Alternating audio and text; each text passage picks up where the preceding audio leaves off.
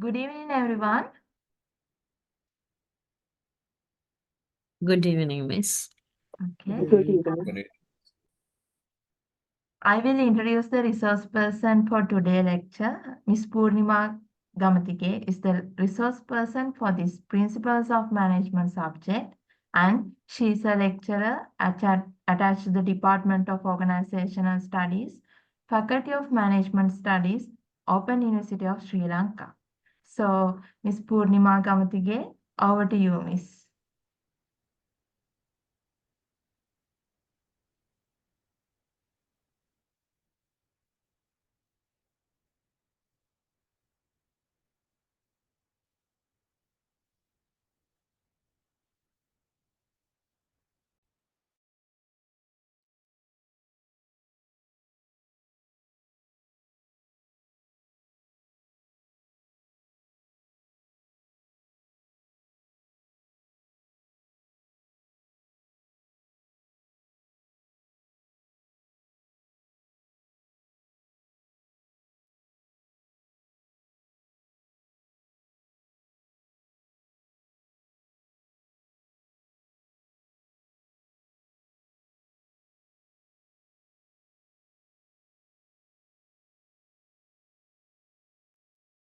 Hello, Miss Purnima.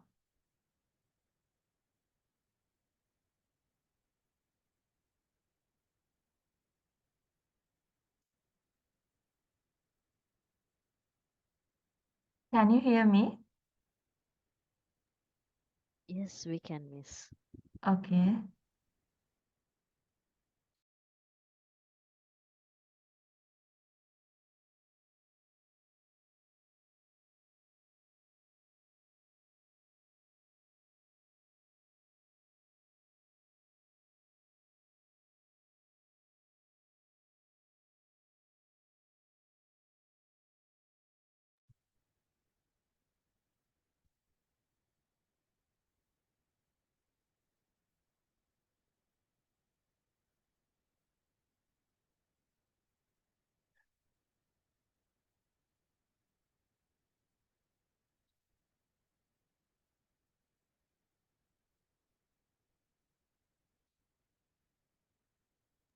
I think there's a signal problem. We will wait until she will come.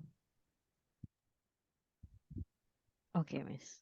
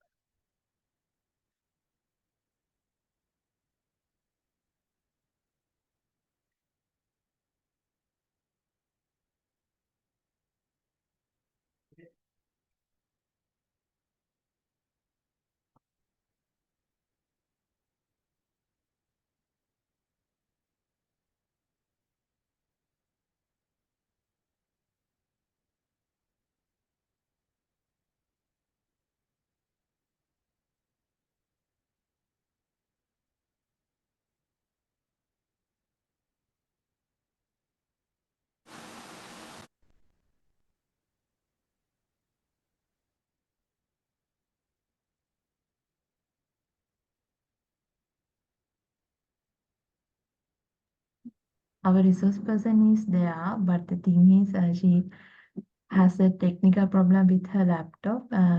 Please apologize for this matter.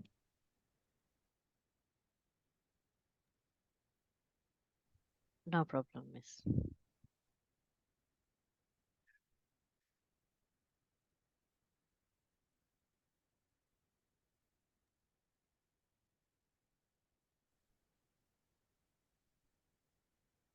Hi everyone, can you all hear me now? Yes, miss, we can hear Yes. you. Okay, great. And I'm so sorry. There was a issue with my laptop. It got stuck and kind of connection was not stable as well. So I'm very sorry for the inconvenience. And Miss Naduni, thank you so much for informing the students about my issue. So I think we can start the session now, right?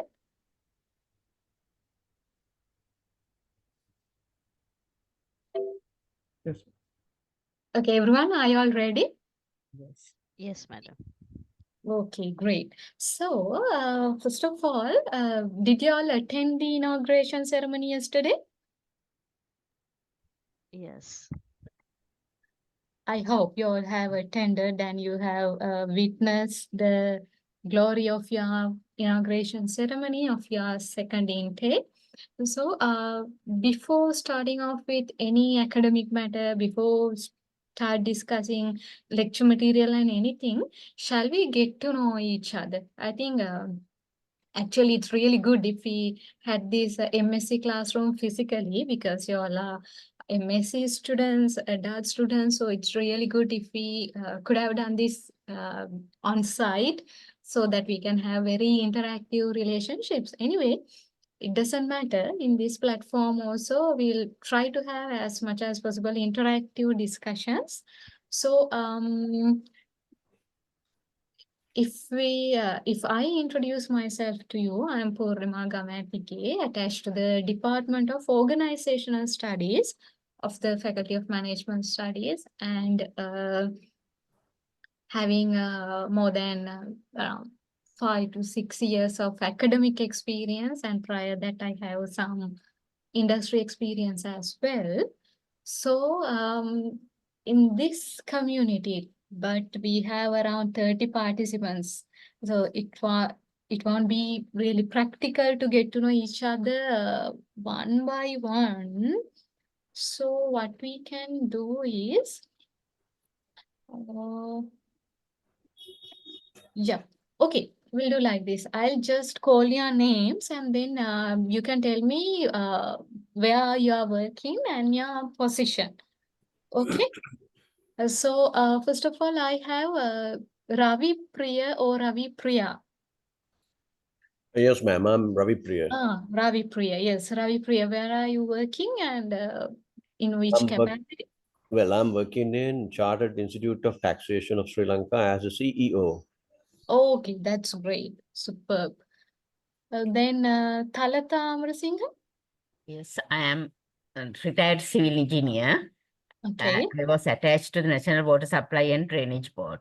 Oh, that's nice. So for your first intake, we had a forum, and I think your lady, I don't know, her position CEO, she came and she attended. And okay, then we have ASR Adhikari. Yes, madam. I am ASR Adhikari. I am working as a technical officer at Engineering Organization, Western Province. Okay, superb. Then Abdul Siraj.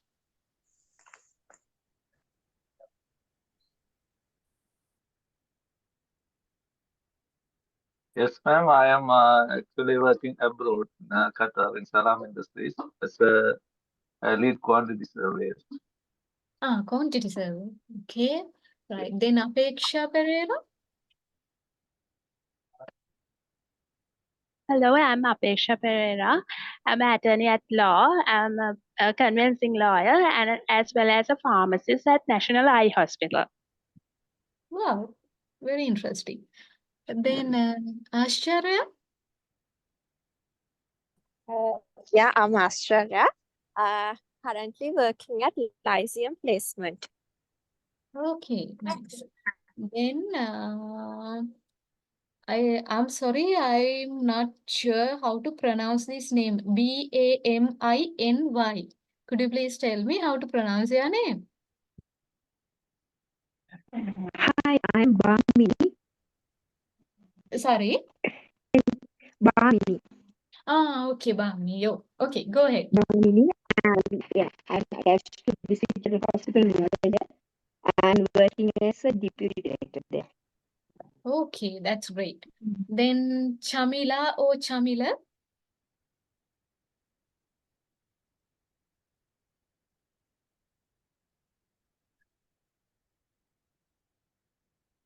Chamila or Chamila?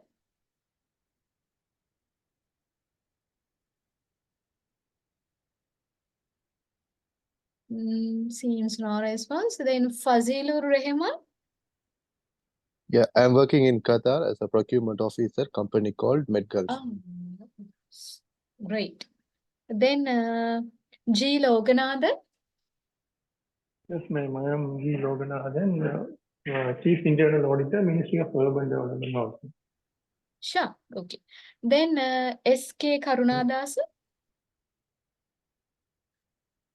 Yeah, I'm Karnadasa. I run my own business. Oh, what's that? That's something manufacturing and trading. Okay, great. Then Ganga? I am a civil engineer attached to Ceylon Petroleum Corporation. Okay, petroleum. Then Gayan Sanjeeva? Hi, ma'am. I'm Gayan Sanjeev, working as an order and delivery manager in Saudi Arabia.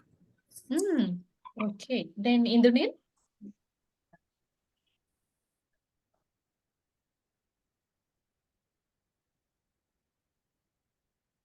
Indranil?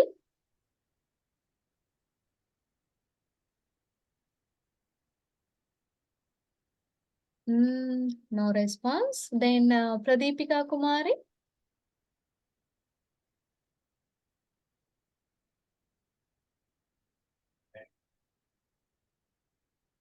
Pradeepika Kumari?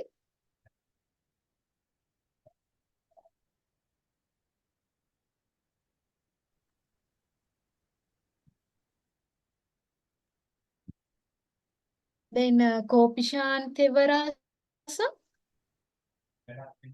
Good evening, ma'am. I am Gobishan Tevrasa. I work as a biomedical engineer in Premium International. Okay. Then we have Lakmini De Silva? Hello, ma'am. I'm Lakmini De Silva. Work as a quantity surveyor at Urban Settlement Development Authority. Okay. Then Mohammed Zubani?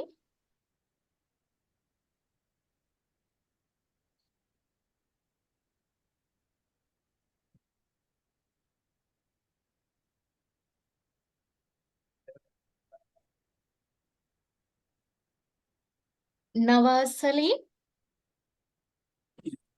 I am Mohammed Nawaz. I am working from private construction company as a project manager. Okay. Then NP Vijendra?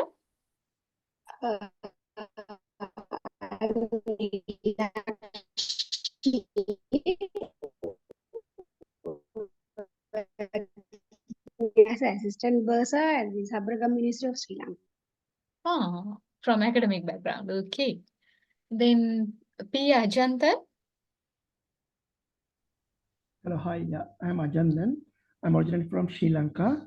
I have been living and working in Oman and working as a facility manager, associate facility manager for an integrated facility management project. Okay, great. Then Purnima Senaratna? Yeah, madam, I'm Purnima Senaratna. I worked at Ocean University of Sri Lanka as a demonstrator in the Department of Maritime Transportation Management and Logistics. Okay, then again academic background. Then Sagar Aludge?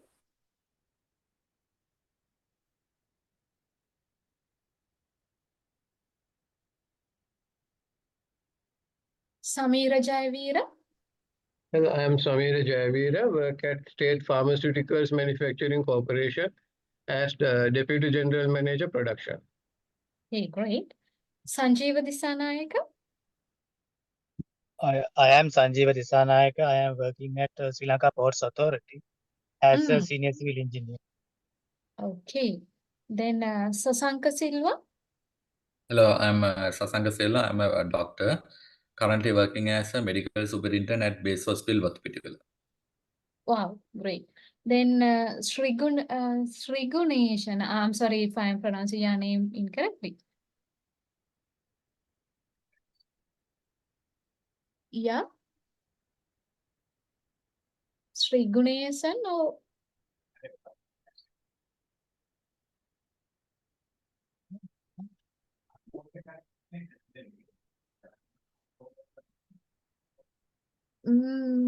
then Tushara Samaranayaka. Shara. So I'm working at London Stock Exchange as an assistant manager in executive support function.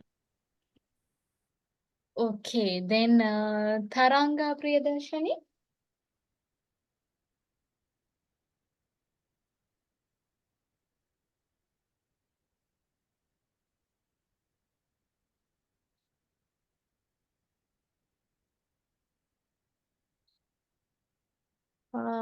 Seems no response yet. So, did I miss anyone?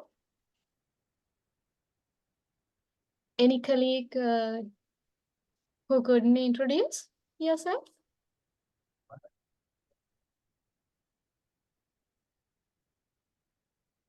Sorry. Okay, that's great. I'm sorry. I think there is a difficulty for me to start my video to switch on my camera. Since already there is a technical problem, I'm quite in a difficult condition. So, excuse me for today to just turn off my camera and to conduct the lecture without the video. Okay. So now this is really interesting because this is kind of a diversified classroom that we are having today with participants from different areas.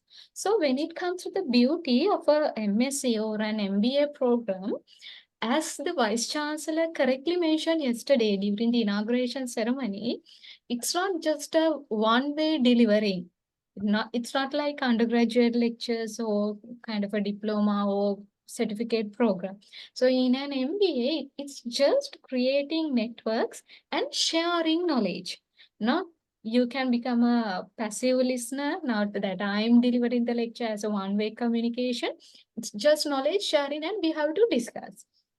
For that, as VC also yesterday mentioned, we are going to use some interactive tools as well because Sir Vice Chancellor said that he is also using those tools for his lectures, and personally I'm also using those techniques and tools. So if you go through the LMS, I think already you have seen kind of activities, different platforms that we are using to conduct some interactive activities. Did you all go through the LMS? Do you have the access to this Principles of Management program? Yes, ma'am. Yes, ma'am. Okay, you have, right? So let me share the screen. First of all, we'll go to this LMS and we'll get to know what we are going to do during this 4 days. Actually, this is not a main course allocated to your MSc program. This is just a continuing education program. That means now there is a vast variety of fields that you are engaged with. So sometimes you may have learned this management subject earlier, maybe for your O levels, A levels, or likewise, sometimes not. So since we are having a kind of diversified different people representing different fields, these basic management courses are given to you as continuing education courses. Under that, the first course that you are going to meet, that you are going to experience is Principles of Management. which goes under the course code of OSE3203. So can you all see my screen? The LMS page? Yes. Yes, madam. Yes. Okay, great. So when you go to the LMS, actually you want to be familiar with few things. If you want to contact me, the contact information, basically mainly the email and kind of our landline numbers, those things are given under contact information. And all the important announcements are given here under the announcements. Okay. So let's say suddenly due to unavoidable circumstance, we are going to change the lecture date or time. Likewise, all the announcements will be given here. So here I have given you kind of a welcome note. And also, have you seen that I have given something like exploring a new journey? Did you all click on this one and did you just check what this announcement is? Yes, anyone? Yes, madam. Yeah, you have. So have you tried this activity here? Yes, madam, I did it yesterday. You voted. Yes, I did the poll and answer the 8 questions. That's okay. That's good. So what about others? Have you all tried this activity? Yes, madam, I answered to that questions. Okay, that's great. Actually, this is not related to management. Actually, this is related to your own field, which is supply chain management. So just as a ice-breaking session, just to have kind of a what do you call, kind of start to the program, I have just given this activity. Once you click on this link, it will direct you to a poll. It will direct you to a Padlet activity. Padlet is one of the tools that I'm using to have interactive sessions with you all. So can you see this screen, that this poll? What can you see? My LMS page or the poll? Poll. Okay, great. So once you click on that link, you will go to this kind of a poll where there are 8 questions regarding supply chain management, and you can just answer. Okay. As I can see, there are 5 votes, 3 votes, 2 votes. Can you see? Your votes are given here. So we can see the results as well. So as an ice-breaking session, can you all just try this one? Just go to the link and try to give your answers. You need not to give the correct answers. This is just to have kind of engagement.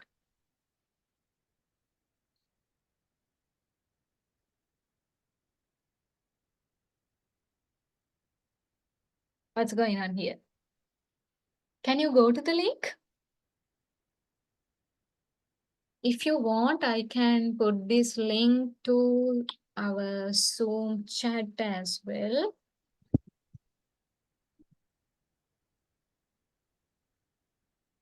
Okay. Now I have given the link in the chat as well. So you can use either that chat option, or you can go to the LMS.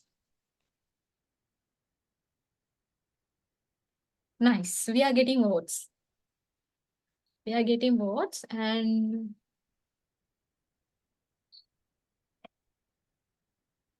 poll is active. I can see the percentages are changing to different questions.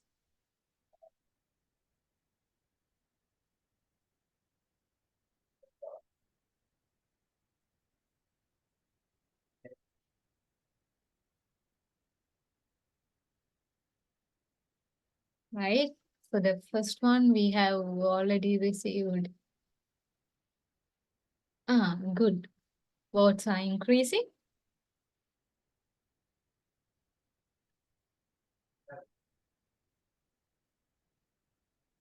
So it's interesting, right?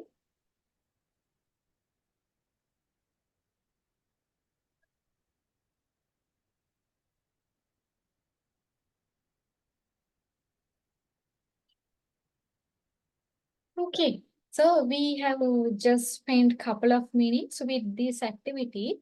It's just to awake you. I think some of you may have attended the work and you have come home. You may be tired, but keeping all those things aside and to engage you all, we have just tried this activity.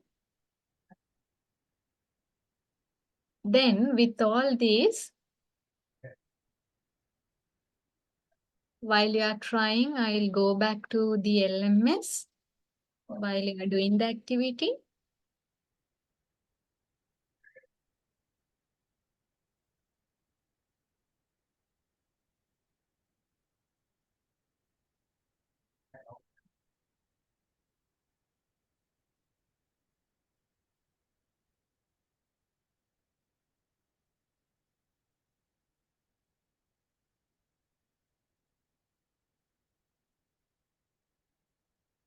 Okay, right. Thank you very much for engaging with the poll. Thank you very much for joining with this activity, which used as an icebreaker. Then, now this is regarding supply chain management, which is your core area. You have enrolled for the MSc in public procurement and supply chain. But before starting off with your main courses, we are going to learn basic principles or basic concepts of main management. Why? What's the reason? Because whatever you do, you may be related to marketing, HR, medical or civil engineering, quantity survey, supply chain management, public procuring, whatever it is, the foundation is laid by the basic management concepts, basic management principles. So let me share a paint canvas with you. Usually I'm using that paint canvas during my lectures to draw the things and discuss the matters. So let me quickly share a canvas and draw something.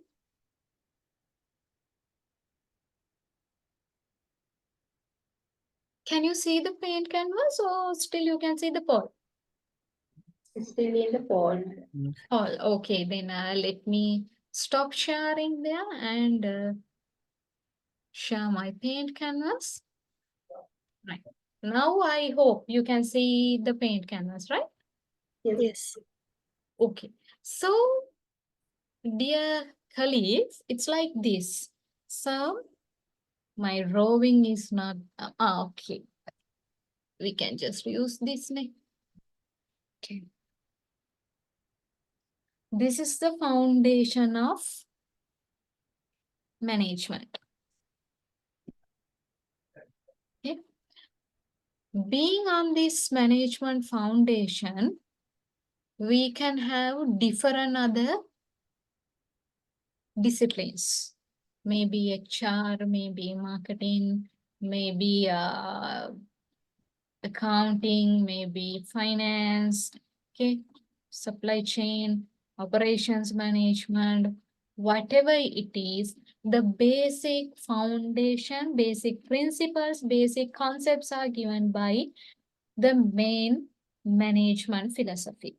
That is why before you all are engaging with main supply chain and public procurement related subject, we are going to learn this management foundation.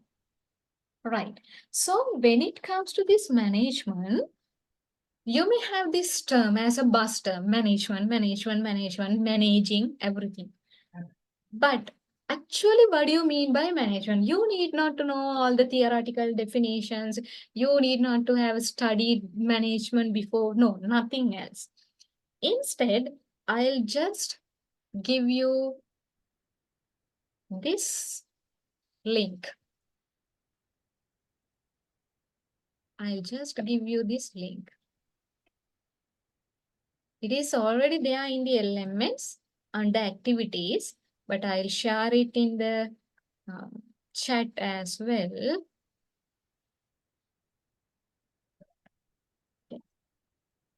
can you all just go to this link and post a small comment as to what do you mean by management? Once you stick the notes, it will appear here. Can you see my wall? What is your explanation for the term management? Can you all see?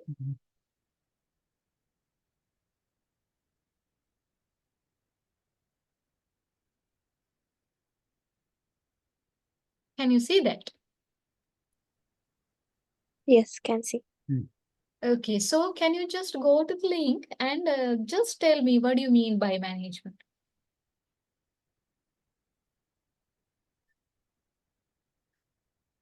I can see people are engaging. People are joining with our wall. Here you will see a plus mark. Once you click that plus mark, you will get a not like this, kind of a box to type your answer. Then you can publish it. Once you type, you can just publish it.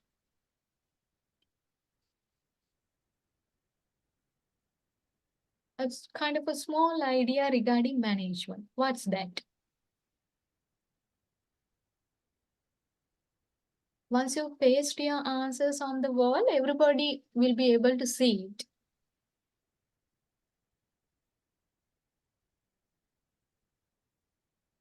At the same time, if you find it difficult to go to this wall and type, you can just freely unmute yourselves and talk. When you hear the term management, what comes to your mind? Getting things done by others. We got the very first post here. And you can unmute and talk as well, okay? It's not restricted that you must post a comment on the wall.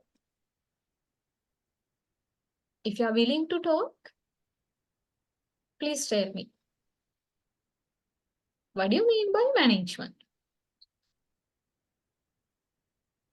The way you control and guide people and resource to achieve a common goal. Yeah, some common terms that we use to define the term management are there.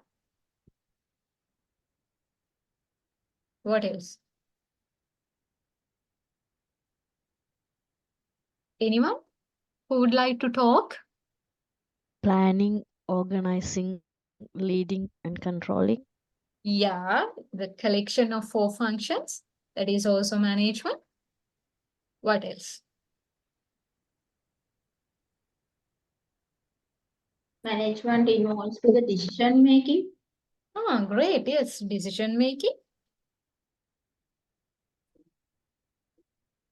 Now, since you all are working in the top managerial capacity, what sense do you get with this term management? Actually, management is systematic. Yes. Management is the systematic process of the integrated with the 4 functions: planning, organization, leading, and controlling to Yeah. achieve the organizational goals and objective with the effective and efficiency with the limited resources. Okay, kind of a well-defined explanation or a definition. Yes. Others?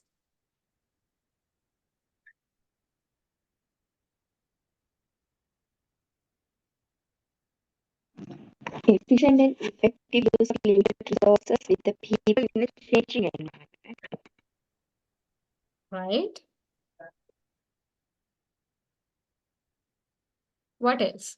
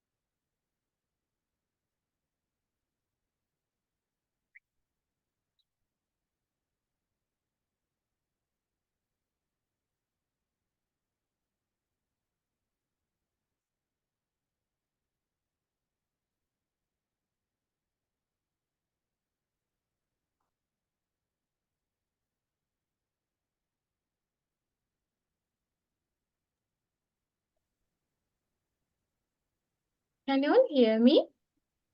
Yes. Okay, it's Efficiently and I think it is efficiently and effectively use the resource to achieve a common goal. yes. So it seems all of you have kind of a technical idea regarding management, kind of definition or explanation regarding management. Yes, true. So actually, you need not to by heart any of the definitions of management because management is something that we are doing in our day-to-day activities, right? So from morning to night, once you get up from your bed and until we go to the bed in the night, actually what we do is management. We manage our family members, we manage our time, we manage our activities. So simply when it comes to management, at the end of the day or at the end of a kind of a 1 week or at the end of the month, you may experience month-end deadlines or especially when it comes to accounting, finance fields, they have quarter ends, month ends or year end accounting processes. Likewise, at the end of a particular time period, you have something to achieve. You have a goal or an objective to achieve. What I'm going to do here is I'll give you the main concepts.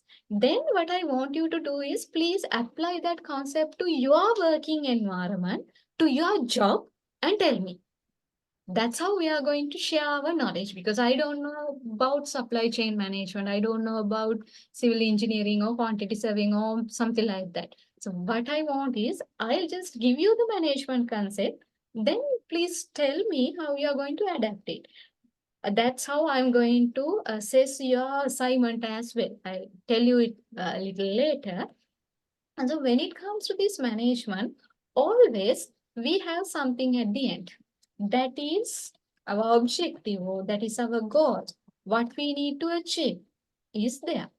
So for us to do something, for us to achieve kind of a goal and objective, always we need to have some resources with us.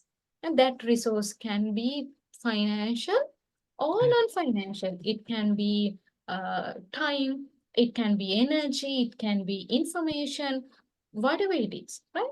To reach our goal or objective at the end of the day, always we need to have resources. But we need to understand that all these resources are limited in nature. These resources are not unlimited. They are limited. Money, let's take land, or information, or time, or energy, whatever it is, the resources available for us to achieve our goal or the objective, they are limited. So we need kind of a mechanism to utilize all these resources to get their maximum usage and reach our goal. For an example, let's say today when you wake up, you know that you have this lecture today and you have some family commitments and you have your work commitments as well. So this the time available for you is really limited. Within the 24 hours of your day, you need to attend all these things. So that resource is limited. Then you need to have kind of a mechanism. You need to have some strategies. You need to know a way out to utilize that limited resource and using that to reach your final goal or the objective. Okay. So in that context, when you are using these resources, these limited resources to reach your goals and objectives, you should get their maximum usage, and also you have to ensure your final objective is met. To achieve that two aspects, we use two single words. Then we call efficiency. Okay, I'll use a different color. Efficiency and effectiveness. What do you mean by this efficiency and effectiveness? The first thing, efficiency is you are getting the maximum utilization out of your limited resources. That means you have to minimize the waste.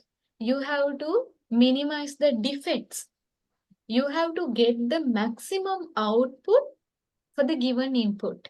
Okay, so the given input is just 24 hours.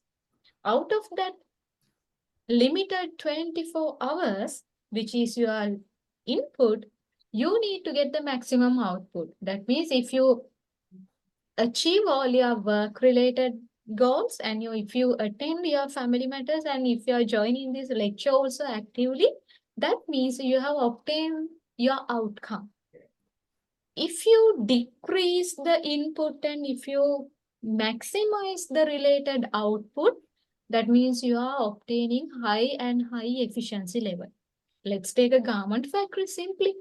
So out of 1 meter cloth piece, if you can get 1 block, that is 1 efficiency level. But out of that same 1 meter cloth piece, if you can get 2 blocks out of it, obviously you can understand the efficiency is increased.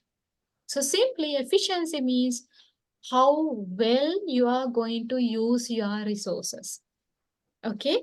Then secondly, effectiveness means to which extent you achieve your desired goal or the objective. And that means at the end of the day, to which extent you reach your objectives regarding your work commitments, regarding your family matters, regarding your studies, to which extent you achieve all those things. So these two terms are highly related with the management definition and the concept. Efficiency and effectiveness. Why all these efficiency and effectiveness concepts come into the play? Because we have limited resources to reach our goal or objective. So this is applicable to your personal life. This is applicable to your organization where you work. This is applicable to anyone, anywhere. So that's why I told you, even though you don't know any technical definition of management, you just forget about it because management is everywhere. In our day-to-day lives, management is there. So what I want you to do is just to understand the concept and just apply it to your work environment. Okay, now the art of utilizing these resources, art of utilizing limited resources, efficiency and effectively to reach our goals and objectives. We identify that as management. Then to utilize all these resources efficiently and effectively to get your objectives, we have a process. We have a mechanism. Okay? To do all these things, we have a mechanism. That entire process, that entire mechanism is identified as management. So, the process means what? Process is a collection of activities. Process is not a single activity. Process is a collection of activities. Therefore, to get this resource utilization efficiently, effectively to reach our goals, you can have the management process. So under the management process, we mainly have 4 activities. POLC, P-O-L-C. What are they? P means, as some of your colleagues correctly mentions, P is planning. Then we have O. What is that? Organizing. Then we have L for leading. And finally, we have C. Yes, C for controlling. Yeah. Okay, now this is the picture. Now, please apply. Okay, I'll give you a small idea regarding these 4 functions. Okay, these 4 functions, we are going to discuss them in detail from next day onwards. Today, we are just having a basic idea regarding management and its evolution. Right? So what is this planning? Okay. Now, you want to fulfill kind of a order from one of your customers. Now your customer has placed an order. Now you want to complete it and deliver it to your customer on time. For that, for your production process, you may be using lots of resources. Electricity, machine, building, your human resource, time, energy, then what else? Information, lots of things. Okay. Now you want to use those resources efficiently, effectively. Efficiently means what? You want to get the maximum utilization from your resources without waste and defects. That means you want to get the maximum output for the given input, for the given amount of resource. Then effectiveness means you want to reach your target. That means you want to conform to the correct quality standards. You want to conform to the deadlines. If your buyer requested you to deliver the order by 31st of August, you want to reach that target, and you want to reach the quantity target, and you want to reach the quality standards. All those things are your goals and objectives. So you want to reach them 100%. That is your effectiveness. To reach all those effectiveness, efficiency, and everything, you have 4 things to be done: planning, organizing, leading, controlling. That means the management process. What is this planning simply? Planning means what? Now, you may be planning to go on a trip with your friends. Usually, we are planning lots of trips via WhatsApp, but nothing comes to the reality. So, when you are planning your trip via a WhatsApp group, usually what do? You want to decide where to go, how to go, traveling, cost, and dates, and accommodation, food arrangement, everything. So simply, what is that planning?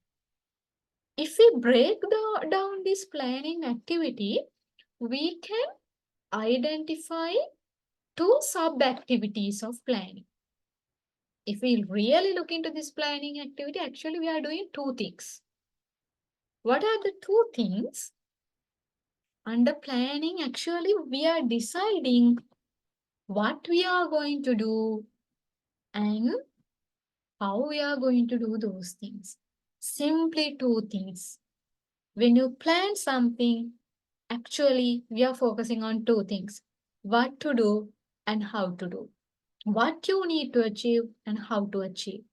Simply, what to achieve means what is your target, what is your goal, what quantity you want to achieve, what quality standards you want to achieve, what time frame, what deadlines you want to meet. That is what part, your goals, your objectives, what you want to achieve. You want to plan for that. Then secondly, once you identify your goal or what to be achieved, secondly, you have to think how to achieve that one. Let's say you got a order, which is kind of a huge order. Your existing human resource capacity is not enough. So you know what to achieve, right? You know what quantity you want to achieve.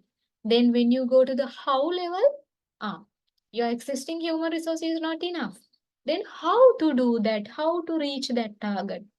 Whether you are going to have more work shift arrangement, whether you are going to do it as a subcontract, whether you are going to outsource, whether you are going to hire kind of contract employees, temporary employees, what strategy are you going to implement? That is the how part. So simply under planning, you need to think what to do and how to do. Then secondly, the second function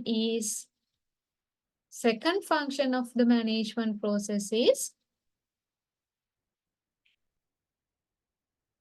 organizing.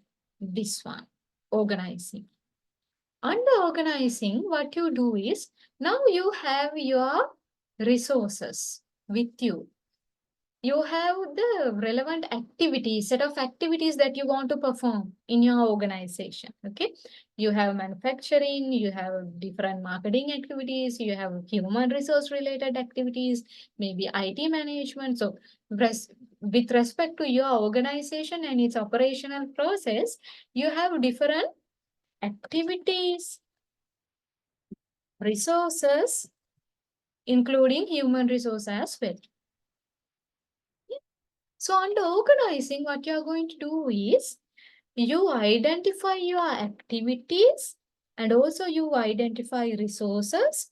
Then you establish your organizational structure.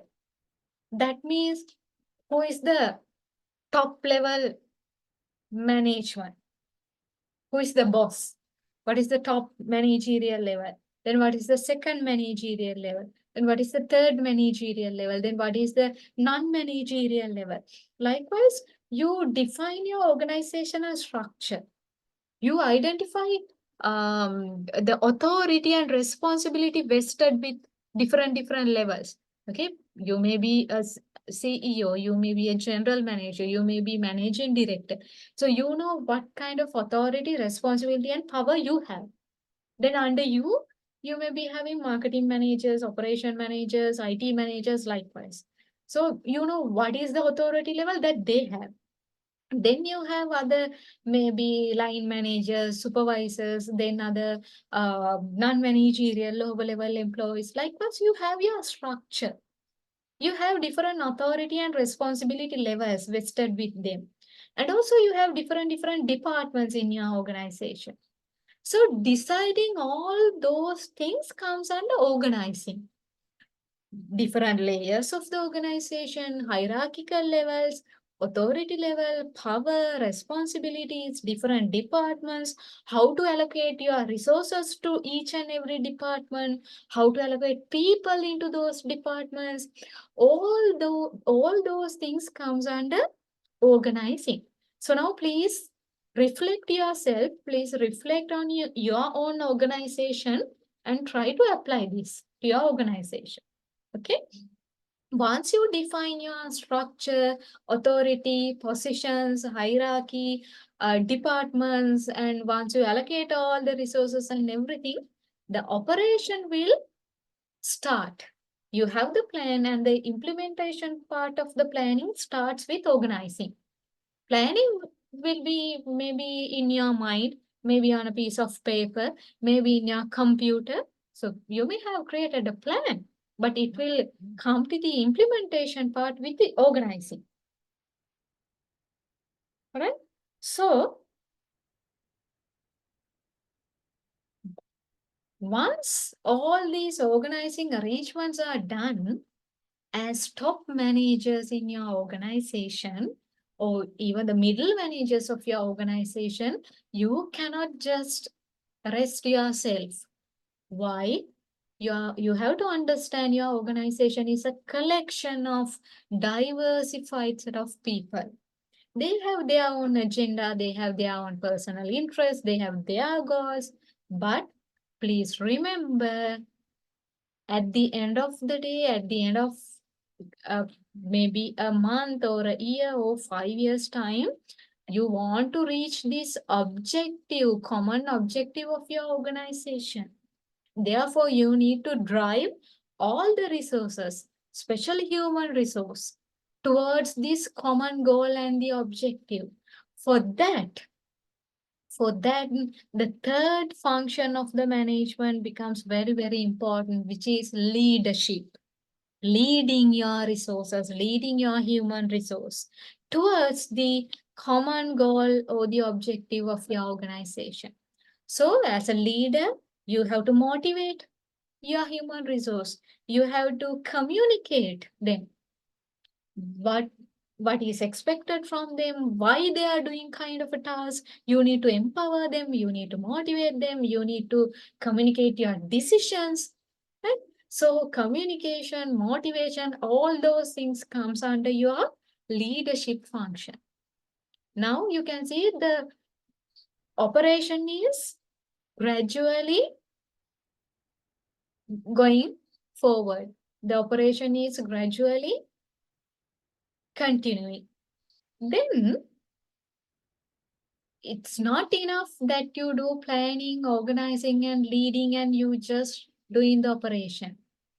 When you're continuing with your operations and activities, time to time, you need to ensure that you are in line with your desired goals and objectives. Because time to time, with the changes in the environment, with the different issues, maybe strike, maybe political issues, maybe global issues, right? War and disruption to your supply chain, right? Due to war, there are lots of disruptions to your supply chain, right? Supply chain is disrupted. So with that, your path may be changed. So then you need to time ensure whether we are in line with our goals and objectives. You may have to change your plans time to time. Of course, that's true. So during the COVID period, all your plans became invalid and you wanted to came up with new plans, new strategies. So plans can be changed accordingly. Organizing and leadership styles can be changed. But at the end of the day, to ensure you are going on the correct path towards the final light, towards your final goal, you need to control your organization. You need to control your money, your time, your people, your processes, your production process, the quality of your material, everything you want to control. That means what? Time to time, you need to check whether we are on the correct path, whether we are in line with our plans, whether we are in line with our goals. If there is any deviation, you want to take the corrective actions and take your ship to the correct path. So this is the big picture of management. You have limited resources. With that, you want to reach your goals and objectives. Since your resources are limited, you want to utilize, you want to use them in an efficient and effective manner. To do that process, to facilitate that, you have a big process, which is management.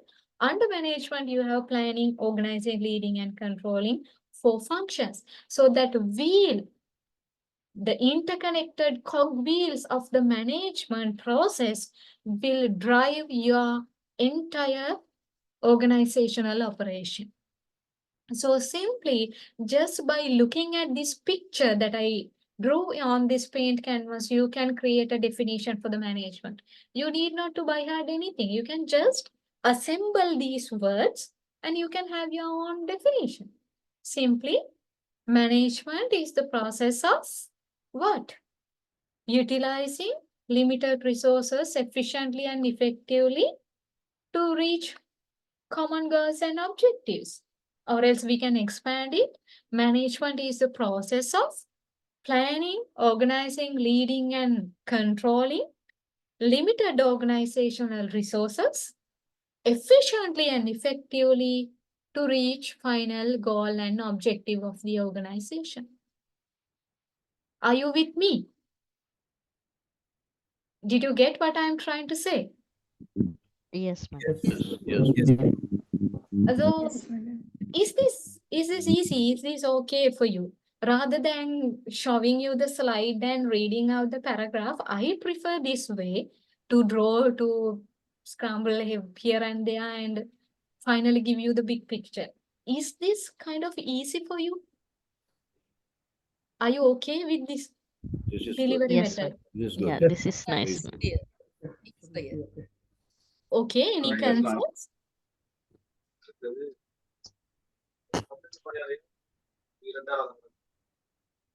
Okay, thank you very much for your comments, for your response. So this is the beauty, maybe not the beauty, this is the process of management. Okay, now, dear friends, dear colleagues, now I know management, these principles, concepts, and everything. Now I want you to speak up and tell me and share with your diversified classmates how we are going to apply this management in your career, in your position, in your organization. Because I told you my assignment is also something similar to that. You want to reflect your experience, your work environment, your career. Okay, so we'll start from this point itself.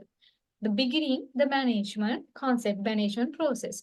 So can somebody please start, any volunteer, can you please start speaking and tell us how you practically use these management functions and process within your job role, in your organization? Anyone? Volunteer? Yes, madam. So in my job role, we So have please to. tell me, sorry for disrupting, No please tell problem. me your name and I'm your position as well. Yeah, I'm Tushara. I'm an Okay. assistant manager in Mhm. executive support function at London Stock Exchange. Excellent. So we need to do a lot of planning because we have to we have to forecast the demand and capacity always. Okay. So for that, the practical application of planning is required. Mhm.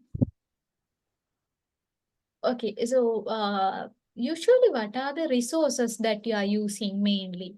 Uh, for us, we are using a lot of softwares, madam, because we are doing a lot of analysis Yeah. using Power BI, Power Automate, and then Okay. every week we are looking at the dashboards and Uh-huh. making the decisions to forecast the demand and the Mm. capacity we have, and then we are doing the matching. Oh, okay. That's really interesting. Actually, I really like to know your practical experience. And somebody else can share your experience with us? Can you Yes. apply this picture to your job? Yes, ma'am. Yeah, your name and your position, please. I'm Ravi Priya, CEO from Chartered Institute of Taxation. Excellent. Yes. Well, in my case, I have to use very limited human resources. Well, so when planning the operational part of the institution, I'm using very limited newly recruited resource management. Mm-hmm. Now I have to use an art.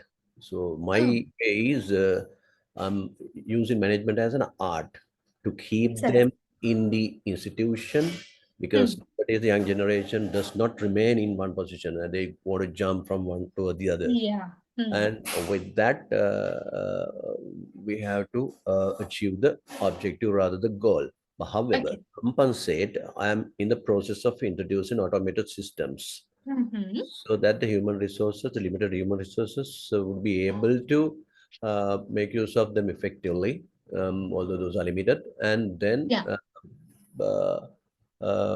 achieve the goal. So on the way to the goal, I'm monitoring on and off. I'm monitoring, call them and asking them whether the quality is okay, whether they are doing at the given time period.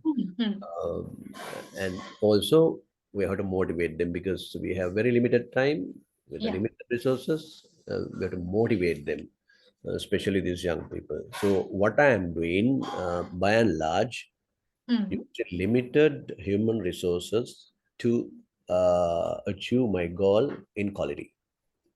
Excellent. Excellent, Ravi Priya. Actually, I would like to ask something and extra from you. So you said yes, with this younger generation, you want to motivate them and you're facing challenges. In that context, if I emphasize on this leading aspect, do you have kind of idea regarding your own leadership style? What kind of a Well, leadership style you are using? I'm using combination of autocratic and democratic leadership. I Mm-hmm. more emphasize on democratic leadership in this case because these youngsters, they are from various layers of the society. So I Yeah. could read them and they listen to them, and then uh, willingly I have to get the things done. So therefore, more towards democratic. But sometimes you have to control them in an autocratic way Yes, as well. that is why I said I am using the combination of both. Yes, yes, yes. That's excellent. So actually, I really prefer to get your answers because then I can imagine how nice you will be answering to my assignment as well. Because for the coming intakes, actually, I can use your assignment as a teaching material as well. So always I would love to see how theory is coming down to the practice. So somebody else? Can you? I am Sanjeev Disanayaka, senior Okay, civil. sir. Actually, my objective is implement the project. It may be a road or yard, pier, like that. Then I want to use the resources as the human, material, machinery, time. And then we have to plan human how to arrange the human for our job, and the material arrangement, and as well as the machinery. We have to plan all those. Then after that we have to organize how to use that, minimizing wastage, and we want to get the good quality product finally. Yeah. Then after that we can control we prepare the timeline and the program. It doesn't matter. The otherwise material schedule, like that Okay. we have to arrange those. Then finally we got the good quality efficiency product. Okay. Sanjay, when it comes to your own organization, what kind of a structure do you have? That means a kind of a very hierarchical, very position maintaining one, no? Kind of a very friendly environment. What kind of a structure you have there? Actually, we must have the friendly, because when we consider the management level to lower level, there is a different educational level. Yeah. If we consider the labor, it may be education up to grade 8 or 6, like that. Yes. Management level, there may be a degree or masters, like that. Then we have to, when we manage the lower level, we have to arrange the friendly. We have to order the friendly. Otherwise, it is Okay. difficult to control them. Okay, right, right. That's really interesting. So, somebody else, I think we had some people from academic backgrounds as well. Assistant Bursa or someone, isn't that so? I would love to hear from different fields, and we had had a medical officer as well, right? I would love to hear from them how they are going to apply these things in their work environments. Hi, I'm Nilakshi from Sabragam University. I'm Okay. working as assistant Bursa. Okay. We are applying the management concept in all part in our operations, from the planning, organizing, and the control and everything. Because we are working with people mainly, and with the students. So we have to plan everything, every resource, including the physical resources, land, buildings, and classroom and all. So we have to maintain them to give increase the productivity of the operations, not only the resources and physical resources, and also the human resources well. So these all management concepts apply in the academics operations and all. Yeah. So especially with your job role, I think under controlling financial controls are tight, Including right? finance. Yeah, Yeah. we have to plan them from the start. Yeah. Start of the year. Yes, and you may be following up very tight financial controlling systems. Apart from non-financial controlling mechanisms, the financial controlling mechanisms are kind of tough, right? It's because it's public finance. No? It's Yeah. than the private sector. Yes, that's what we talked yesterday as well with Pratibha sir and all. Okay, so and we had a medical officer also, right? Actually, I would like to hear how they apply these things in their positions.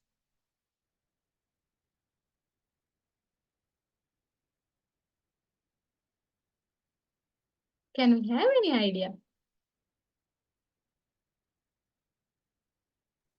Hi, it's like I'm from the health sector, in public sector. I'm sorry, your voice is No worries, yeah, breaking I'm for sorry. me. Is it same for Okay. others? Sorry. Hello. Is it only for me Yeah, or it's cracking. others? It's cracking, right? Yes. Miss, I'm Yes. sorry, we couldn't hear you properly. Can you please tell us again your name?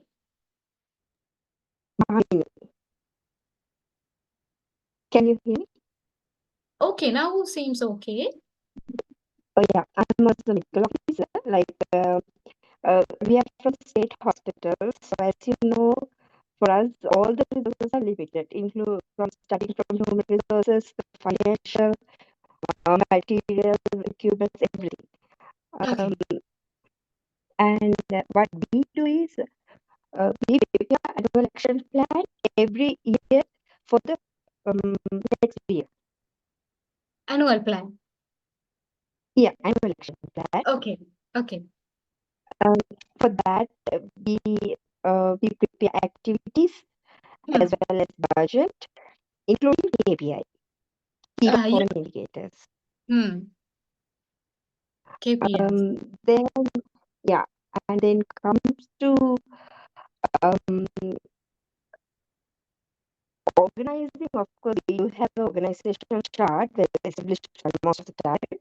And we do have established departments and allocation of resources depends on the priority of the activities that we have included in our annual action plan. That's how it goes. And motivation, supervision, and there's a channel of communication. It's almost well established. Yeah. And according to the KPI, we do regular monitoring as well as evaluation.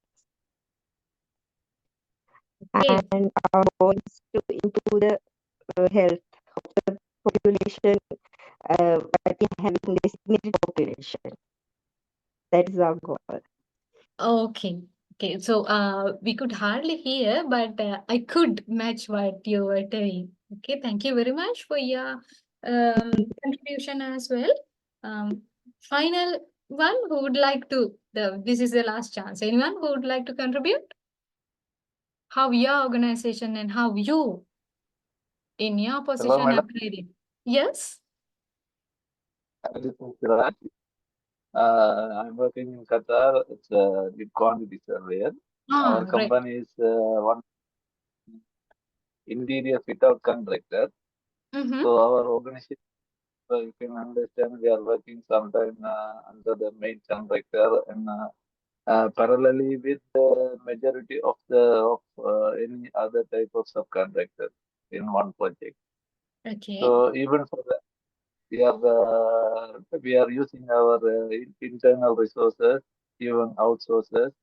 Even we have to control with a lot of supplier material and subcontract works and everything. So I am procurement also parallelly with.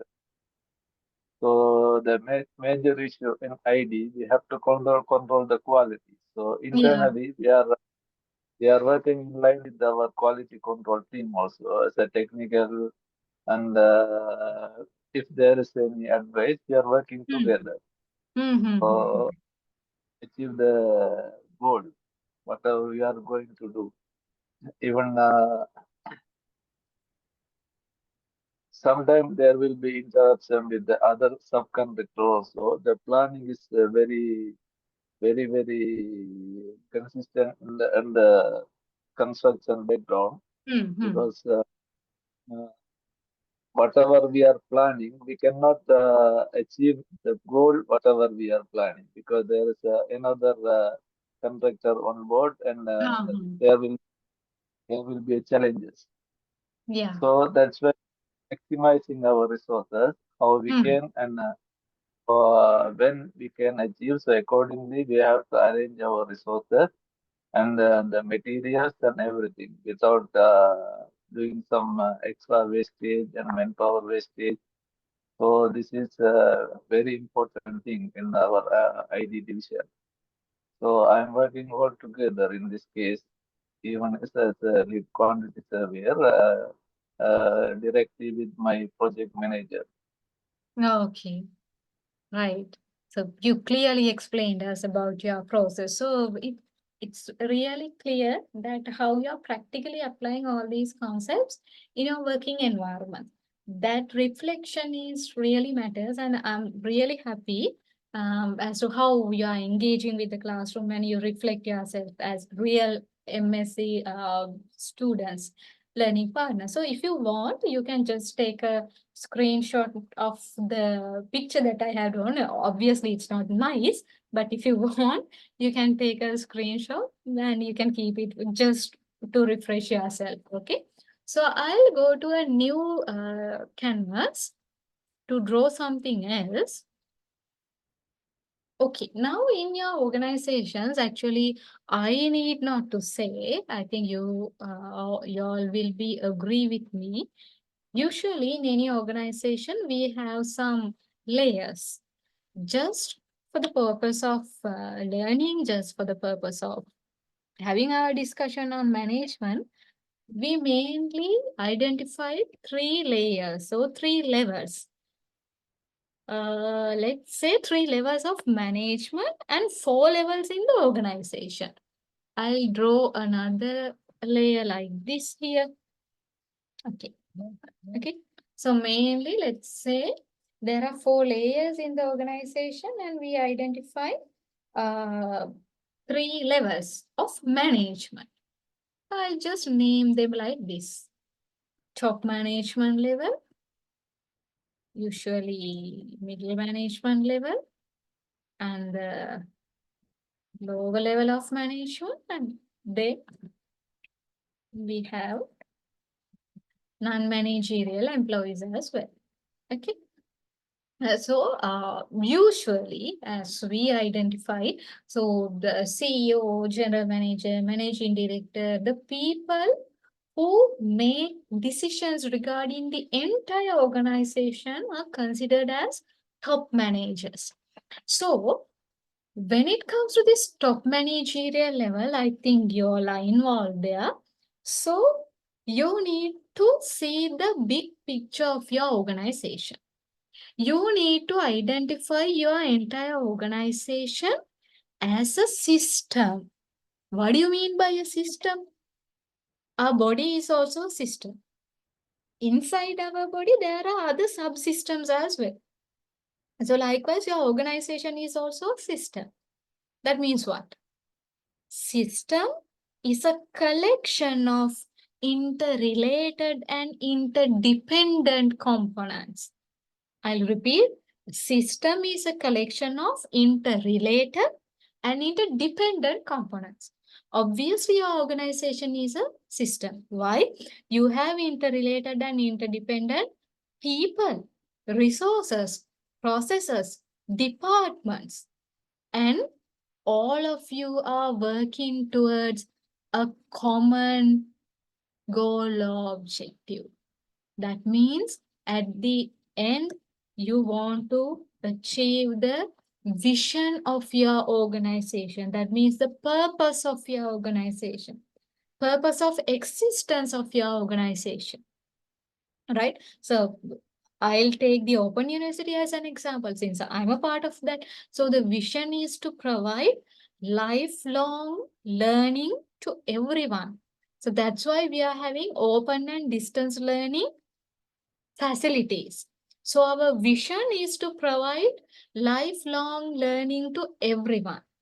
With open distance facilities, you can, irrespective to your age, your, what do you call, the ISSCO barriers if you are enrolling with undergraduate programs, and also irrespective to distance and irrespective to the your career ladder, irrespective to the ladder of your life journey, you can have education. That is the vision. So to reach that vision, the entire university is working as a system. Why? We have interrelated, interdependent components, from vice chancellor to deans, heads of the department, senior academics, junior academics, non-academic members, administrative members, divisions. We have faculties, we have IT department, regional centers, then public information division, SETME, which is Center for Education, Technology and Media. Likewise, lots of divisions, people, resources involved. All of them are interrelated, interdependent, and working towards the common goal. So any organization is a system. So as top managers, you need to understand that fact. Okay, my organization is a system. It has lots of interrelated, interdependent components, and we are working towards that common vision. You need to say that. You need to have that helicopter view, that big picture view. At the same time, you need to understand that your organization becomes a subsystem of the big system, which is business environment, right? Business environment is a very, very big system. Business environment is a big system again. And inside that business environment, your organization become a subsystem. But your organization alone, it becomes a system. Why? Inside your organization also, you have subsystems. What's that? You have different departments inside your organization, right? So if you take your organization alone, your organization is a system and your departments are subsystems. But if you go beyond that picture, your organization itself is a subsystem of the big business environment system. So as a member of the top management layer, you need to see all these things. You need to understand your organization as a system. You need to see that there are subsystems inside your organization. At the same time, you want to understand your organization is a subsystem in this business environment. Why? Your organization has an impact on the business environment. On the other hand, this business environment has different influences for your organization process. The political situation of the country, war, natural environment, natural disasters, the cultural factors, demographic changes, economic condition, all those big environmental factors affect your organizational performance. So simply, as a top manager, you need to understand that interrelationship. You want to identify your organization as a system, and there are subsystems in your organization. On the other hand, your organization itself is a subsystem of the big business environment system. Business environment factors affect your organizational performance. On the other hand, your organizational performance also affect the environment. Why not? If you are producing kind of a good, your production process has an influence for the natural environment, for your neighborhood, and you are generating jobs. You are doing CSR activities. You are contributing to the economy of the country. You are bringing foreign exchange, right? If you are a big company, sometimes you have influence for the political arena as well. So likewise, top managers should see entire picture. Then they make plans and they make decisions regarding the entire organizations. Okay, so they are making strategic plans for the organization, right? The top managers make strategic decisions or strategic plans for the entire organization. You need to foresee the future. You need to predict upcoming challenges, upcoming changes. So for that, you need to have a different set of skills. You need to have a good conceptual skill to see the big picture and to forecast the future and make decisions and plans and strategies covering the entire organization. That is the role of top managers. If I'm wrong, please correct me. Okay, because you all are the practitioners. If I'm wrong at any place, please correct me and please contribute to this discussion. And then under top managers, we have middle level managers. Mostly we identify them as the department level managers. Okay, HR manager, marketing manager, operations manager, likewise financial manager, IT manager, likewise department level managers are here. So these middle layer managers, they should obtain the decisions from top level and they want to communicate those decisions to the lower level, and they need to ensure that these decisions are and these plans which are decided at the top level are implemented at the lower levels. They need to get the responsibility to ensure that the plans and the decisions made by the top managers are being implemented correctly. Then lower level managers are usually they closely work with these non-managerial employees. So usually lower level managers represent the supervisors, foremen, right, who ensure that day-to-day operations are in line with the strategic decisions of top managers. Right? So they need to ensure day-to-day activities. Okay, so these middle-level managers, they make department-level plans, department-level strategies. The lower-level managers, they ensure day-to-day activities and operations are in line. So this is how usually a particular organization is structured. Then we need to identify that the roles, responsibilities of these different layers are different. Then for them to fulfill their duties, responsibilities, they want to have different set of skills with them. I'll draw this picture, the second rectangle, to tell you what kind of skills are needed by these three layers of management. Usually, there are three set of skills which are needed by managers. I'll name them as conceptual skills, then human skills, then technical skills. Okay, mainly for any manager, we say conceptual skills, human skills, and technical skills are needed. These three skills are needed for any manager. But we need to understand one thing. Conceptual skill means your ability to see the things in a big picture and your ability to forecast the future and your ability to make decisions which are applicable to your entire organization. So simply, most of that means the majority of conceptual skills are needed by which level managers? Lower or middle or top? Obviously, Top level.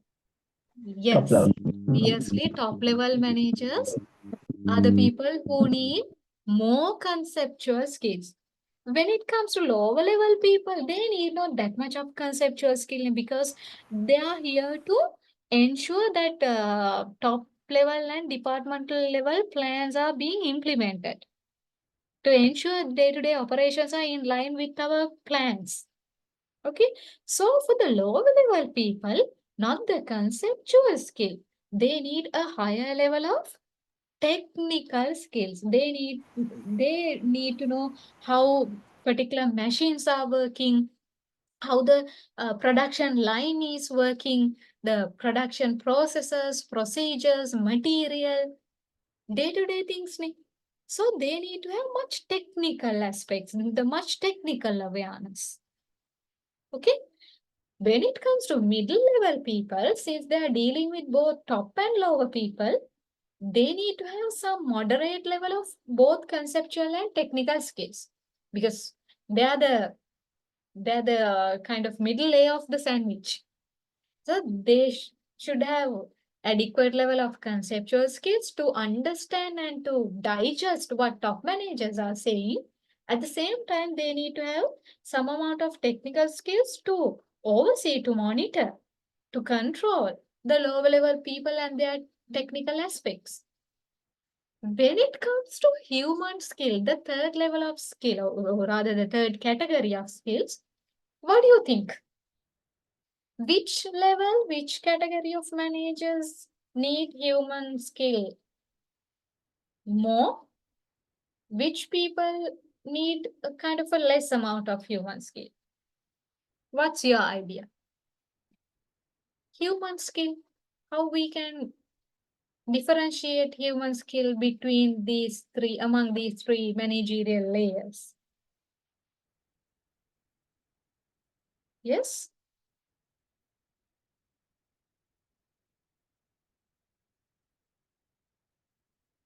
You can come up with your ideas. You can contribute. What do you think? Communication skills. No, darling, I'm asking when it comes to, communication skill is a part of human skill. Simply that means how you interact with others, how you maintain relationships with others, right? That's human skill. I'm asking which layer of managers need human skill at a higher level? Which level of managers require less amount of human skills? How we can differentiate human skills requirement among these three management layers? I think middle layer should have the human middle skill. layer. Middle layer. You say equally. No, it's middle layer because they Layer. have to deal with the lower and the top. They are the coordinate the lower to top. Okay, you say middle layer. Okay, any other different ideas?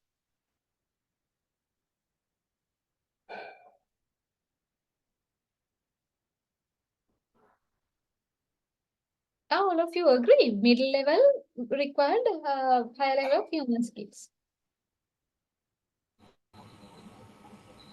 Yes, agreed. Madam, Huh? I think both middle and lower level managers need human skills as they have to work more with people. Okay, right, okay. Another argument, what else? Good, this is becoming an intellectual forum. You are giving your, presenting your ideas, yes? Any different idea? Yes, this depends on the number of layers you have in the system. In some institute organizations, all these layers cannot be seen. Today's concept in modern world, the systems always is in search of the less number of human resources and maybe more towards the technical part. So as a result of which you might miss the middle layer.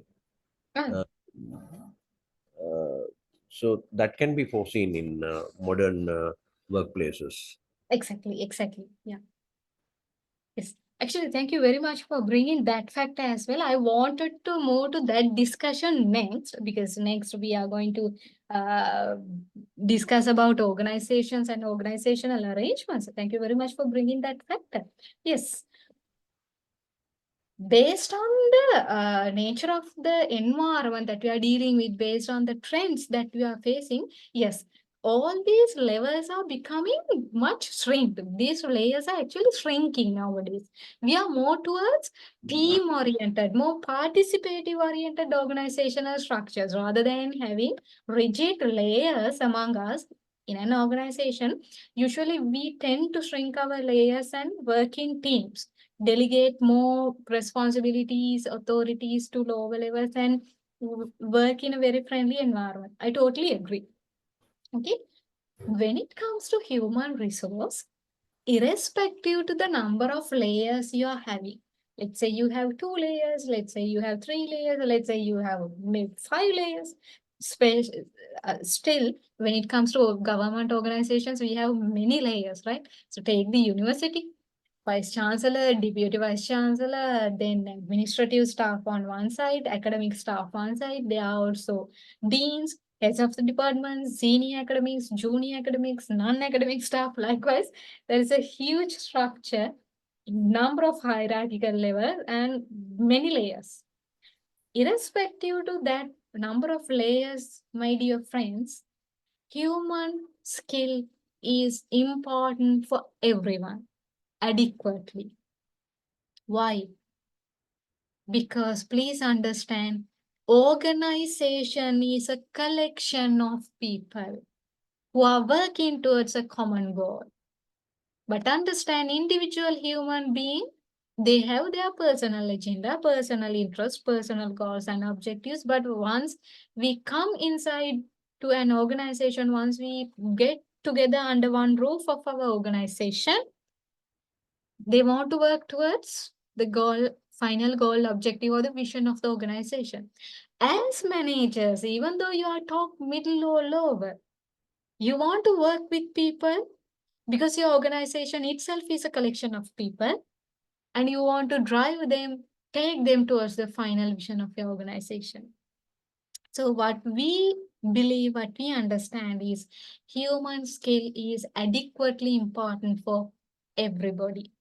Top, middle, lower, no, irrespective to the layer, you have to deal with human being. That's the argument. So in that case, I can draw few lines like this.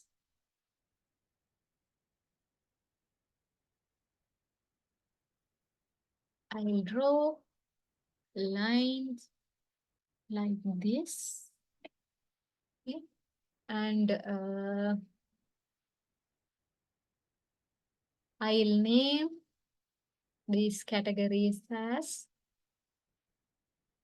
this is the top level, this is the middle level, and this is the lower level managers. Then please understand, for the top level managers, they need high amount of conceptual, low level of technical, adequate moderate level of human resource. For the lower level people, they need less amount of conceptual, but a higher level of technical skills. Yet again, adequate, equal amount of human skill. For the middle level managers, they need to have all these 3 skills at a moderate level. That is our idea. Okay. මේ පැත්තට ගත්තත් conceptual skills highly required by top people, less by lower people. Technical skills, less amount required by top people and high amount required by lower level people. Middle level people require some equal amount of moderate level of both conceptual and technical. But all 3 layers need some equal amount of human skill. Why? Organization is a collection of people. Okay? Did you get my point?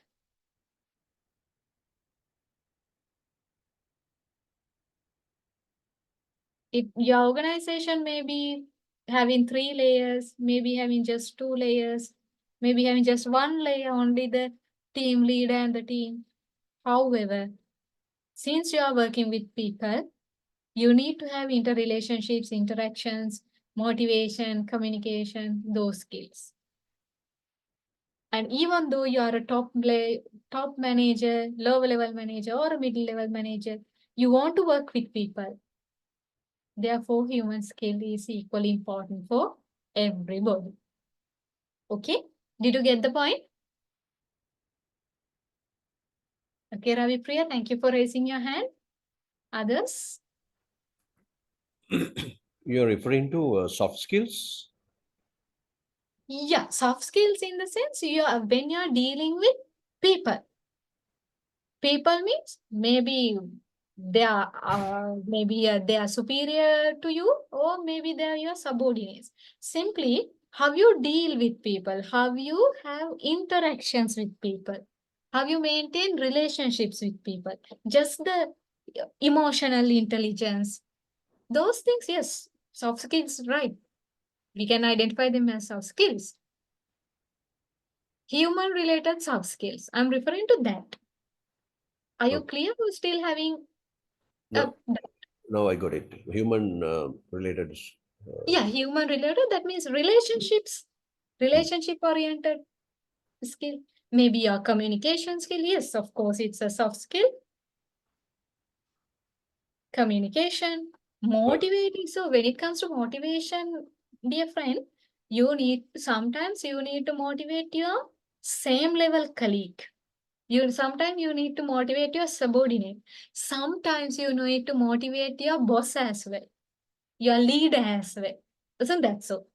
So communication, motivation, everything matters irrespective to your managerial level. Whether you are a top manager, middle manager, or a lower level manager, whatever it is, irrespective to your management level, all these people related, human relationship related, interactions related, communication related skills matters. Did you get? Yes, I got it. Thank you. Okay. Everybody in the class, did you get the point? Yes, yes, ma'am. Yes, ma'am. Yes, ma'am. Okay. Yes, ma'am. You all are not sleeping, right? You all are awake. I hope. No, we are awake. No, not sleeping.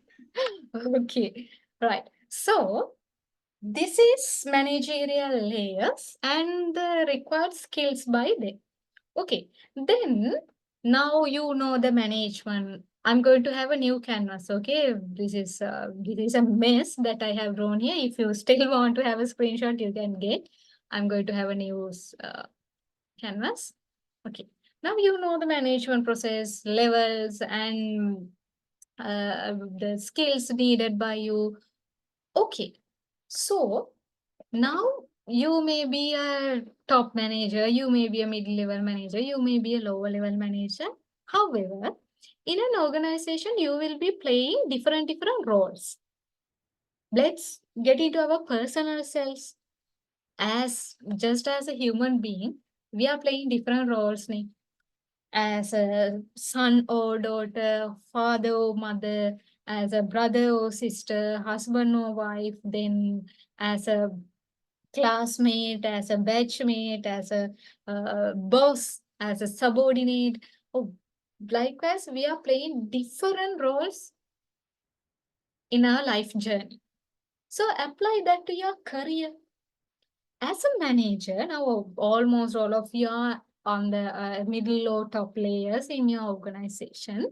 So irrespective to your position, okay, name of your position, what type of roles usually you play? Give me a free answer. I'm asking, okay, now I'll refer to myself and I'll give you an example. Okay, now I am a permanent academic or a permanent lecturer attached to my faculty. That is my working environment.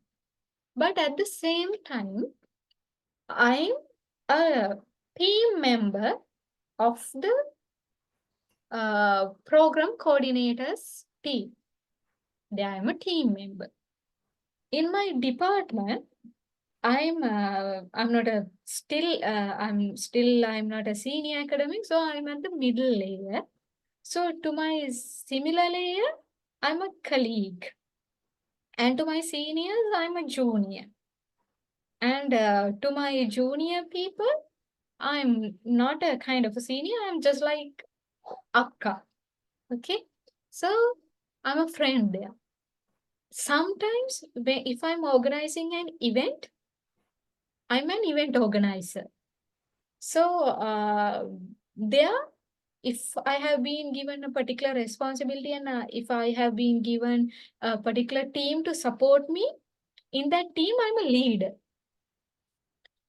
At the same time, if I have been allocated to another team to fulfill kind of a target, and if there is another leader appointed for that team, there I'm a subordinate or I'm a follower under that leader of my team. So likewise, I'm playing different roles. Okay. Now here I'm a lecturer. I'm a communicator. Right. So if I write a newspaper article representing the faculty and the Open University, I'm kind of a convener. I'm kind of a information distributor. I'm kind of a brand ambassador. Okay. Likewise, within my position as a lecturer attached to this faculty, still I'm having different roles to be played. Likewise, please apply that yourself and tell me what kind of roles you are playing inside your work environment. Yes, Ravi Priya? Yeah, although I'm at the top managerial post, simply I perform the role of all other levels. Okay. At times, even non-managerial. But we have a team, having a friendly atmosphere. It's very easy to lead them. So, as a result of which, I just cannot stand at the top managerial post. I also have to get to know the technical part. Yes. Otherwise, I'll not be able to perform and indeed support the limited human resources available at the lower managerial post. Exactly, yes. So, what's your relationship with outsiders, Ravi Priya? Now, that is Yeah, inside your work. I use a lot of soft skills. Indeed, like public relationship, and then convincing people who want to know about the institution, and mainly the taxation. Although it's a main sort of thing being discussed in the society, most of the people are unaware of uh, the technical part of that. So there are a lot of people who question about that and then who want to inquire about that. So therefore, they mostly speak to me. So I got to be friendly with them. I got to convince them. I had to understand that they're properly convinced. And such patience and tolerance while talking to them has to be utilized. Superb. So that means we are kind of a information disseminated to external parties as well. Am I right? Yes. Yeah. Okay. So usually, are you collecting information from outside environment and Yes, while talking. Yes, yes, yes. Yes, of course. Because to make strategical decisions, I need information, and then I have to get the information from various levels of the society. So the people from various levels speak to us and to me particularly, and through whom I get information, and which will be used to make strategic plans. Right. Okay. So then, do you disseminate those information that you have obtained from outsiders to your organization or members? You obtain those information. Do you disseminate to? It's not to the members, of course, but to the governing body, which is called the council. Governing body, yes, I am disseminating. You are disseminating, right? Okay. So, okay, let's say now kind of a function is arranged and you're representing your organization. You have been invited. Yes. Okay. So you may be participating such kind of an events representing your organization also, right? Yes. Then you are a symbol representing your organization too. Yes, of course. Okay, then that role also comes to you. You are a symbol. You are representing your organization as well. Yes, and at times organizing events like event coordinator. Hmm. Right. So that's the beauty. Within your job position, you are playing number of roles. Yes. Okay. Thank you. Thank you so much, Ravi Priya, for your contribution. Yes, others, please join us. Please tell us different roles you are playing inside your job position.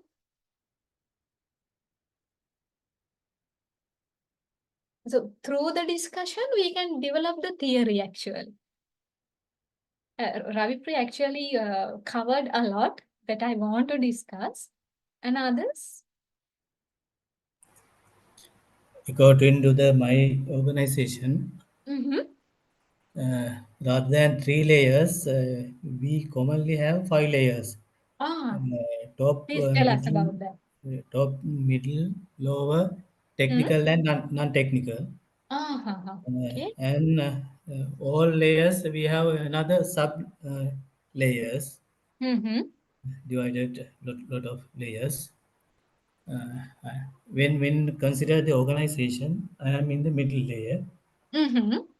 middle management level. Okay. But when we do the some project works, I am the maybe a team leader, or, Mm-hmm. and when we arrange the progress meeting and something, I am the member of that committee. Uh-huh. Okay. When we consider the evaluation part and or any material arrangement, Uh-huh. I may be the TC member or TC chairman. Okay, okay, okay, okay. Then when you consider the our direct labor, I may be the leader or boss or Hmm. that Mm-hmm. category. So Like when that. you're working with suppliers, right? You're working with, am I Yes, correct?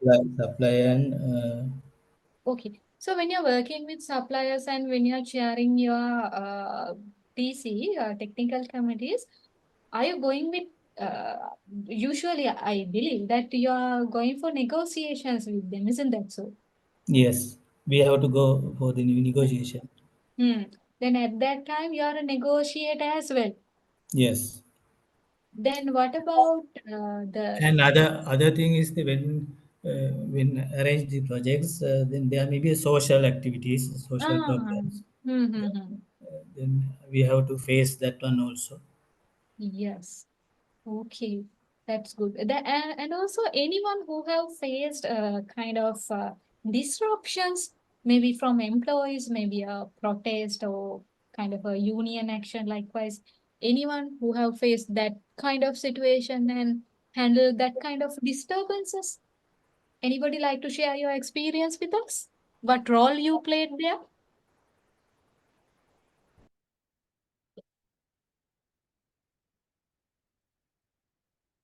Yes, how you get out of any disturbing situation, how you handle disturbances.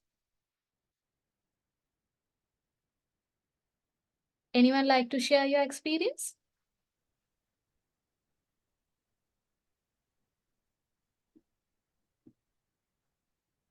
Yes, Ravi Priya, you can go ahead. Well, not in present institute and the position, but Uh-huh. the previous one. Okay.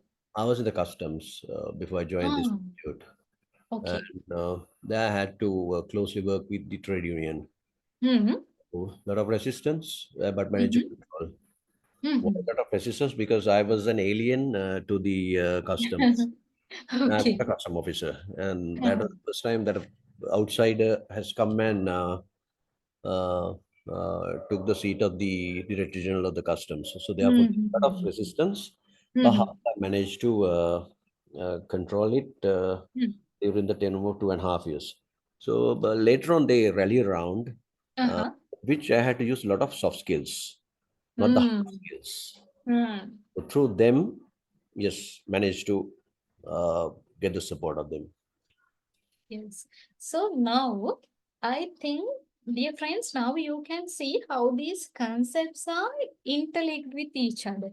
Even though we put them into different slides and different sessions, everything is connected. Your layers, your soft skills, management process, roles you play, everything is interconnected. So at the end of all these 4 days, you will see when it comes to this management, this, even though you learn this as a continuing education course, all the concepts you learn are really practical, which you really apply in your work context, and all those things are interconnected. So don't forget, at your assignment as well, I'm testing that one. How you reflect your practical application of the theoretical knowledge, and how you nicely blend the concepts together. Okay, at the end of today's session, I'll explain you the assignment given. So gradually I'm coming to that path as well while developing our discussion or the session today. Thank you very much, friends, who contributed to this discussion. Okay, then in that context, I think we could identify different roles you have played and also you are playing. For this, a person called Henry Mintzberg has developed a theory. Okay, so he said, I'll now just go to the slide so that you can see the theory or the concept. Henry Mintzberg, he said, usually a manager plays mainly these 3 roles.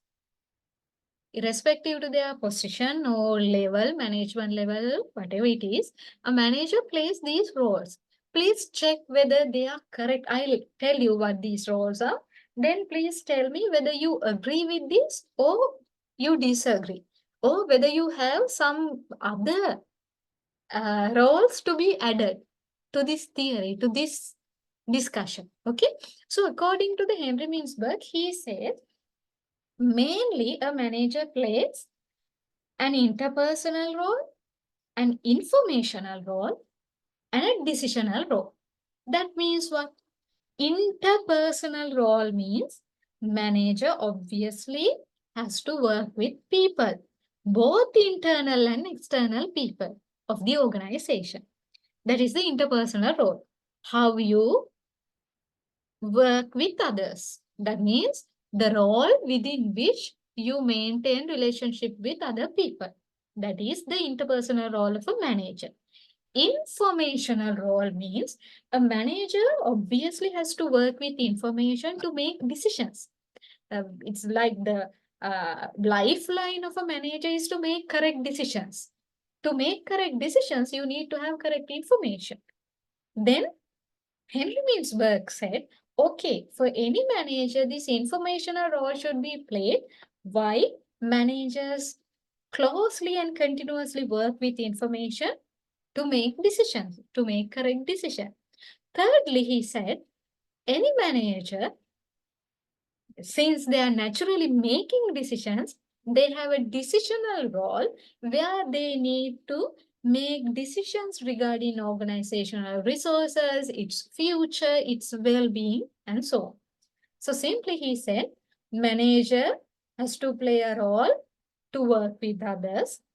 Manager has to play a role to deal with information, and manager has to play a role to make decisions when and where necessary. Inside that broad 3 categories, he identified 10 sub-roles. Okay, under interpersonal 3 sub-roles, under informational 3 sub-roles, under decisional 4 sub-roles. Likewise, he said roles, managerial roles can be categorized into main 3 categories. In that 3 categories, there are 10 managerial roles played by a manager. Simply, figurehead means, as I asked from Ravi Priya also, how you represent your organization. If you go to an event, you represent your organization as a symbol. if an outsider or kind of a guest come to your organization, they usually they are being directed to your cabin or your workstation. You are the person who welcome them. You bring them to the conference room or whatever it is. Usually you are, as a manager, you are the person who meet your guest. You are the person who representing your organization. You are the person who creates an expression regarding your organization to your outside parties, right? So in a ceremony of your organization, you are being invited to light the oil lamp. Why? You are a symbol, you are a representative of your organization. So that is your figurehead role. Then, obviously, as we discussed earlier also, you are working with people, you need to have human skills. Then, surely, you are leading your subordinates, you are leading your employees, you are a leader. You give instructions, you make decisions, and you communicate, you motivate them, you take them with you. So you are a leader. Liaison. That means you are working with outsider parties and you create a kind of an image regarding your organization with other people, right? Say for an example, you have a product launch and you have a press conference. You have kind of a media coverage. There you represent your organization and you liaise with others. You deal with others. And let's say your organization has to work with Central Environmental Authority. So there, in your managerial capacity, you work with them. You are a coordinator between your organization and the external organization. So you are a liaison. Then when it comes to informational role, you scan the external environment and obtain information, as Ravi Priya also mentioned. To make your decision, you get information from external environment. That is your monitor role. Then you bring those information to your organization and you spread required information. That is your disseminator role. And also you communicate your internal information to external parties, verbally or non-verbally. Maybe through your annual reports, maybe with your CSR reports, right? Maybe, as I said earlier, so maybe via a press conference, maybe through a newspaper article, you disseminate, you spread your internal information, required internal information to external parties, to the general public, to the society. That is your spokesperson role. Then you have to make decisions. When you're making decisions, you have to play 4 sub-roles, as Henry Mintzberg says. You have to make decisions as an entrepreneur. That means you have to get the risk. You have to make risky decisions. You have to have innovative initiatives, right? You have to do change. You have to make changes inside your organization. You have to be creative. Likewise, to do novel things, innovative things, new things, you have to make decisions. There you play the role of an entrepreneur. Then, to clear the disturbance, especially from employees with their union actions. Likewise, you have to play the role of a disturbance handler. And also, let's say natural disasters, natural environment problems, COVID. With those challenging situations, you have to make decisions to handle those disruptions, disturbances. That is your disturbance handler role. Then, as I started our discussion, your resources are limited. Then you have to make decisions how to allocate those limited resources with your different departments, with different layers, with different people. Let's say you have 50 million budget. How you are going to allocate that budget to marketing department, production department, and human resource department? Likewise, how you allocate resources. Then, as I asked from another colleague also, when you're working with outsiders and also with insiders, you need to have negotiations, maybe with your union leaders, internal employees, with your suppliers, with your customers, maybe with your tax officers, maybe with the Central Environmental Authority officers. You need to have negotiations with your foreign buyers. Likewise, you need to have negotiations.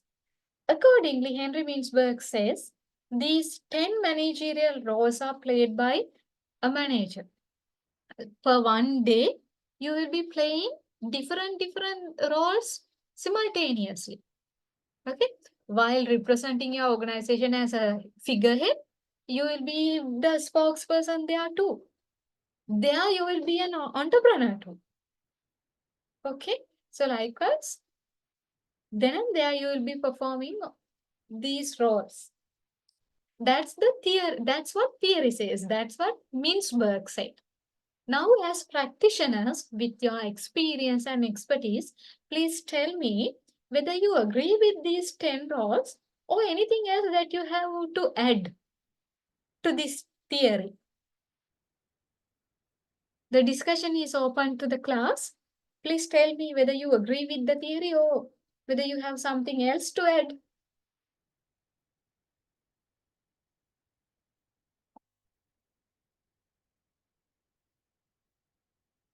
Yes, please, can I have your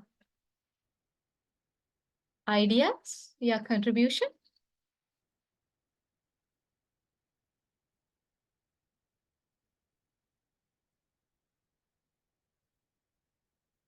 Are you all sleeping?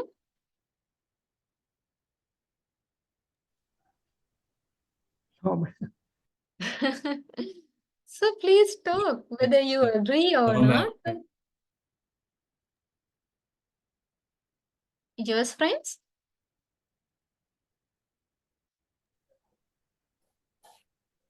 Ma'am, of course, by looking at a glance, you can agree with that, but also I just feel are these the only categories in modern society that you see?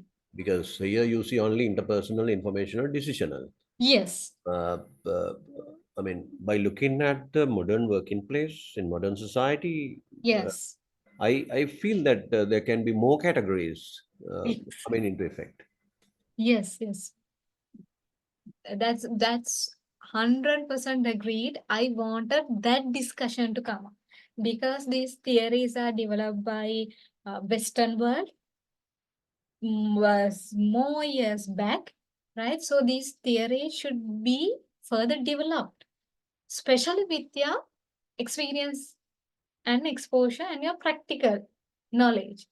Okay, so do you get what kind of categories you can propose to be added to this theory? If you can just think of it. Something technical? Technical. Yes. Can you please elaborate a little bit more? Well, now in all these categories, uh, I feel that most of the human skills are being used. Exactly. Yes. But I mean, if you're going to emphasize more on technical parts, then I feel that another category can be introduced.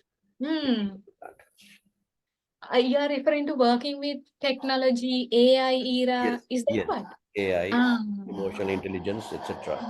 Yes, yes, yes. True, really true. So we may be able to have a nice name and include it as the fourth category. Isn't that so? Yes. Yes, because theories are not the Bible or kind of a thing that we need to buy hard and worship. Theories are there to challenge, and theories are always changing. So I really appreciate you challenge the theory and come up with new things, especially with your practical experience.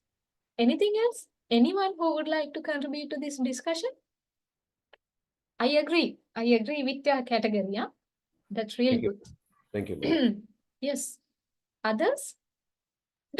What about the sustainable practices? Of course, sustainability is a key discussion around the globe today, right? And we are having sustainability managers also as a separate designation in organizations. Am I right?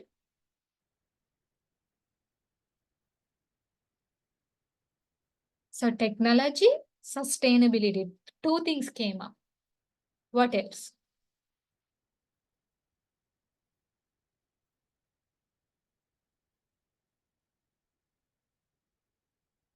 I really like the way you came up with the critical perspectives, the criticizing theory and critically coming up with more suggestions. So, as two colleagues mentioned, technological, sustainability related categories can also be included here. Agree. So, if you get something into your mind, either you can talk, you can disturb me at any time, tell me, or just you can put into the chat so that everyone can see. Okay, so please think, and if you come up with something, please let us know. Right. So this is what theory says. You can add many things. Ravi Priya, do you have something to add? Well, not at this time. Okay, I think I just Uh, saw. Can we add crisis management also? Sure, yeah. Yes, crisis management. Very good. Another role to be played, right? And with the current turbulent environment, crisis management is paramount. I totally agree with you. Anything else, guys, you want to add that you are getting into your mind?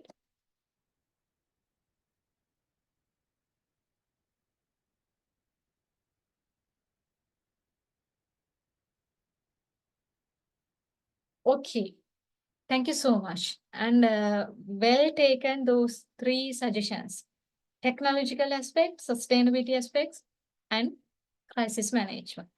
So please remember, when you are writing your assignment, please include your new perspectives rather than being restricted to this theory. This is the final fruit or the fruitful results that you are getting at the end of the lecture. The intellectual communication and knowledge sharing. I'm really happy the way you are contributing to my discussion, not the lecture, to the discussion. Thanks a lot once again. Okay, then now we discuss about the management process and manager. Now manager is the person who actually implementing this management process, and what are the layers of managers and the required skills likewise. So Mohammed Zubani, you are proposing financial account management. Financial account management. We are referring to, let's say, financial management aspects, right? The monetary aspects.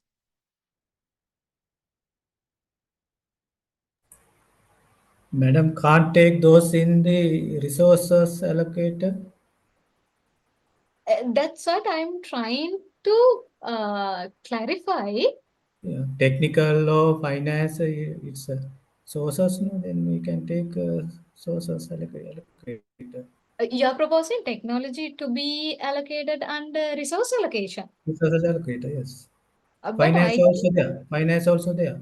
finance, okay, monetary can be included under resource allocation, but I think technology aspect was raised with the idea of the novel skills required to handle technological aspects. I think that's what your colleague tried to say. Technology is a resource, that's true, but Yeah. your friend was trying to emphasize the required skill, especially with current context. Usually now we need kind of a extra mileage, kind of a extra understanding, especially with AI and all. I think that's what your friend tried to emphasize. In that, I would like to agree it as a separate category. But thank you very much for bringing the discussion. What others say? What do you think? Technology aspect? Can we allocate under resource allocator or a separate role? Thank you very much, Sanjeevan, for bringing the matter. Others, what do you think? For financial thing, I think we can include under resource allocator because it's usually done. Technology part. Good discussion that we are developing here. So please think, and if you have any other idea, please tell us. Okay, if you have, you can put it to the chat or you can talk. Thank you very much for raising the concern. You can challenge the theory in any way that you prefer. Okay, then we discuss about this management and we discuss how the theories can be challenged, especially given the present context. Now, please think how this management has evolved then. What can be the history of management? Now, we just discussed the concept and we discussed the current environment and the future. We just had good discussions. So, have you ever learned or have you ever thought what was the evolution of management? That is the final part that I'm going to discuss in today's lecture, in today's discussion. We have just half an hour. So, evolution of management.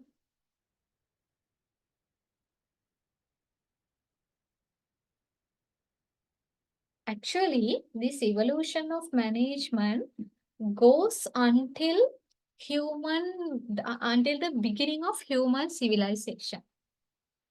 Why?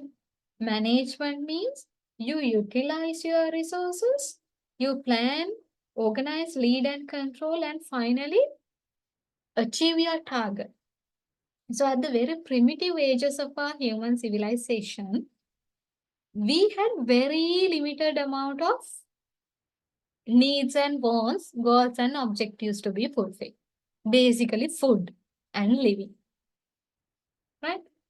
For that, as during our primitive ages also, we use some amount of resources, right? The fire was explored and very primitive tools and especially natural resources. We were very close with the nature and natural resources. So at that time also management was there because we use those resources and we try to reach our goal and objective, right? But as a different discipline, as a different subject matter, as a different field in the world, management was bloomed. I would say management was apparently evolved, especially with the Industrial Revolution. Why? Before the Industrial Revolution, we had different ages with agriculture, pastoral era, likewise. We had different ages, but with the Industrial Revolution, the factory-based system, mass production systems came into the play, came into the world. So the villagers or peasants who were working in their paddy fields at their villages, they came to cities, they came to urban areas and they became factory workers. With the Industrial Revolution, I'm referring to that, okay? So new factories were developed to manage those factories, to run the production processes and factories and mass production. The bosses were appointed, they became managers, then a working class was developed.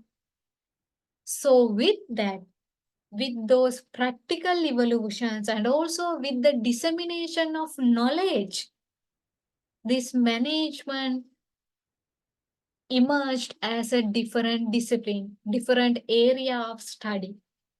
Then scholars, researchers, practitioners, different philosophers in the world, along with industry experts, they gradually develop these management concepts and theories.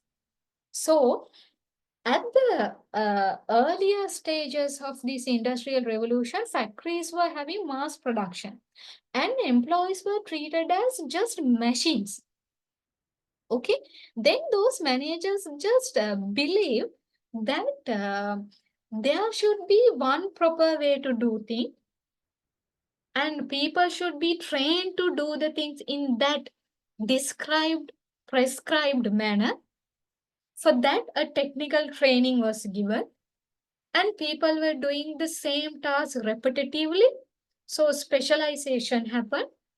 And at the end, mass production done. Efficiency needed to be achieved at the utmost level, but the human consideration was low. But when gradually world was evolving, when protest, union actions, those things emerged in the world, again, scholars and practitioners came into the play and they researched. Okay, now earlier we tried to get the maximum use out of resources. We wanted to ensure the efficiency. We wanted to prescribe the way in which work should be done. But now world is changing and employees are demonstrating their bargaining power. Okay, then what's happening next? What should be our next management approach? Now another set of researchers started. Then researchers, scholars and practitioners understood that no, we cannot treat employees as just machines or robots. We need to consider their human aspect as well. They are having feelings, they are having their own lives. They need to have proper interrelationships in the environment. And also human resource is a unique resource in the organization. That understanding came to the play. Secondly, okay, then after the World War II, more mathematical aspects, more computation related things, IT related mechanisms and mathematical mechanisms, models were introduced to management. Why? With the World War II, those mathematical mechanisms, computer-related systems were used for the war. Thereafter, those techniques, those technologies, computer-related mechanisms were adapted to the factories, to the business organizations as well. So with the World War II, these scientific, mathematical methods, systems came into business management as well.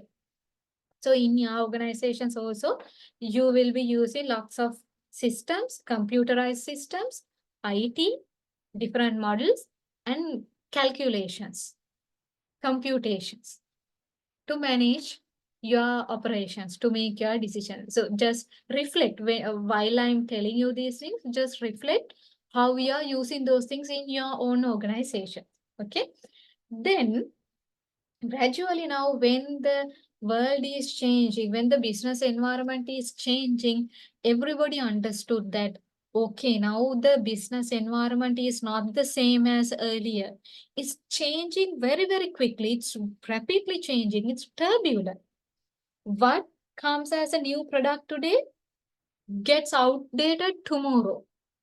With technology, these changes are rapid. The environment is changing at an exponential rate. So now we understand we cannot stick into a very stagnated, very standardized plan. Why? Environment is changing day by day. So we need to have very contingency approaches. We need to change our plans very quickly. We need to make decisions. We need to make and implement strategies quickly. We need to change them. So a very contingent approach is needed. And also at the same time, we need to understand, I'm connecting my discussion to our previous discussion regarding the systemic view of the organization. Our organization is a system. There are subsystems inside our organization. And also our organization becomes a subsystem within the bigger business environment system. We are always having interrelationships, interlinks, interdependencies. So we have to manage understanding and seeing our organization as a system. That is systemic approach. And also now we have participative management approaches. We are getting the participation of all the layers when making decisions and problem solving. Especially we are having two-way communication. It's not just top managers are making decisions and passing them to the lower levels. We are getting ideas, suggestions, grievances, comments, everything from bottom-up approach as well, not just top-down, bottom-up as well. And we are working as teams. As I think Ravi Priya also mentioned, now business layers are vanishing. Business structures, organizational structures are getting melted. We are shrinking our layers. We are more tend towards working as teams. And we are more towards empowering employees. We are not just maintaining power relationships or power distance. We are working in a more friendly environment. That's where world is going on. So if I just use the paint canvas and summarize these things again, it's like this. Can you see the paint canvas? Yes. Okay. Then I'll draw it here. The early stages of management were having very scientific approach. That means they wanted to enhance the efficiency of the organization to the maximum level. Work is defined, roles are defined. They introduced one best method of work. That means to do this work, this is the best method and you should follow that. And employees are trained in that method to do the work. Employees are not given the freedom to test different methods. They need to work in the prescribed manner. And they were identified as just economic people, and just to satisfy them, they were given a payment according to the work they did. We call it as piece rate method. That means according to the number of pieces they produce, they are being paid. So just getting and giving, just a transactional relationship. No healthy relationships in the business environment. So very rigid, very technical, very scientific. Thereafter, we identified that people have lives, people's behaviors are different. Human resource is a unique resource in the organization and they should be treated in a separate way. So a behavioral approach to management came up. Then after the World War, more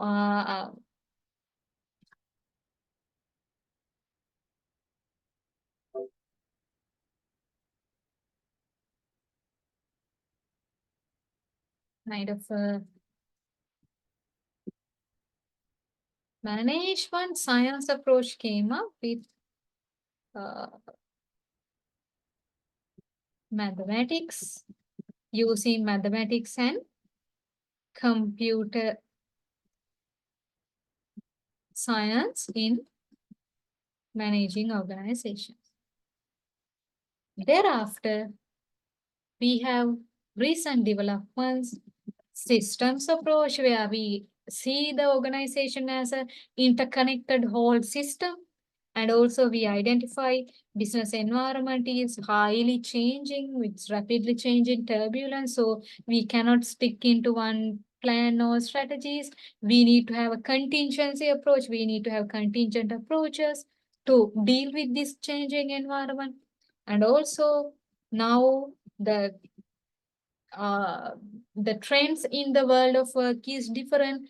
Demographics are changing. Our employee base is changing. We have a diversified working environment. We have new generations coming into organizations. So with that, we need to get the participation of all the employees when making a decision and solving a problem. So the participative management is there. And also now we have more technology-oriented management approaches, especially with AI. We are using AI. So we are more towards online business, e-business, e-commerce, using AI likewise. So this is how management has evolved over the time. With these management approaches, leadership theories have also been developed. Right? Here, under the scientific management, employees were treated as just machines. So, accordingly, the leadership style was also defined. That means leaders are just bosses. They want to get the thing done. So, that is the leadership style practice there. With the behavioral, no. You want to have kind of friendly relationships. You need to have both outcome oriented and also people oriented leadership style with you. Okay.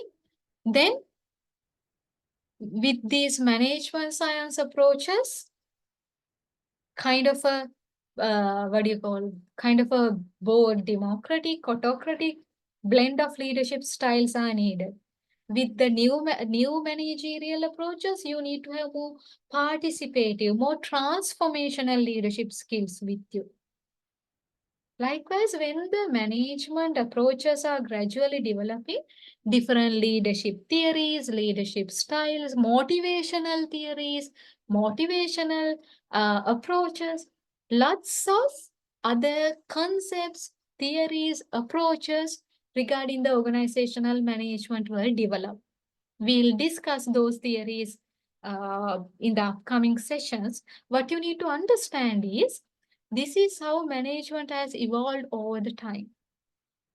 Okay, so for you to get a understanding regarding this scientific management, I have kind of a video to be played just to break the ice now. We are almost at the end of the session, and I don't know whether this is boring and you're sleepy. If so, to break that also, I'll show you a small video. Actually, this is a clip from a film. Have you watched the Modern Times movie of Charlie Chaplin?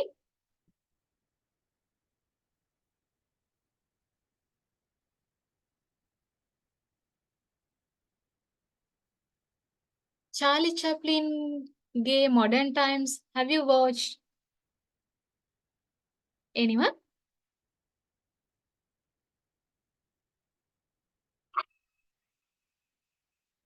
Okay. I'll play this video. This is from film Modern Times. Please see how factory work is done during the scientific management era. So usually we are showing this video clip to our undergraduates as well. You can nicely see how scientific management practices were practiced at factories. And Charlie Chaplin is well known for sarcasm. His films are actually criticizing the existed factory practices. So he tried to criticize while blending that with joke. That's the beauty of Charlie Chaplin's movies. So we'll watch this movie clip. Section 5, give it away. Can you see and hear the sound? Yes. Okay. Yes, ma'am. Yes. Okay, then I'll continue playing it.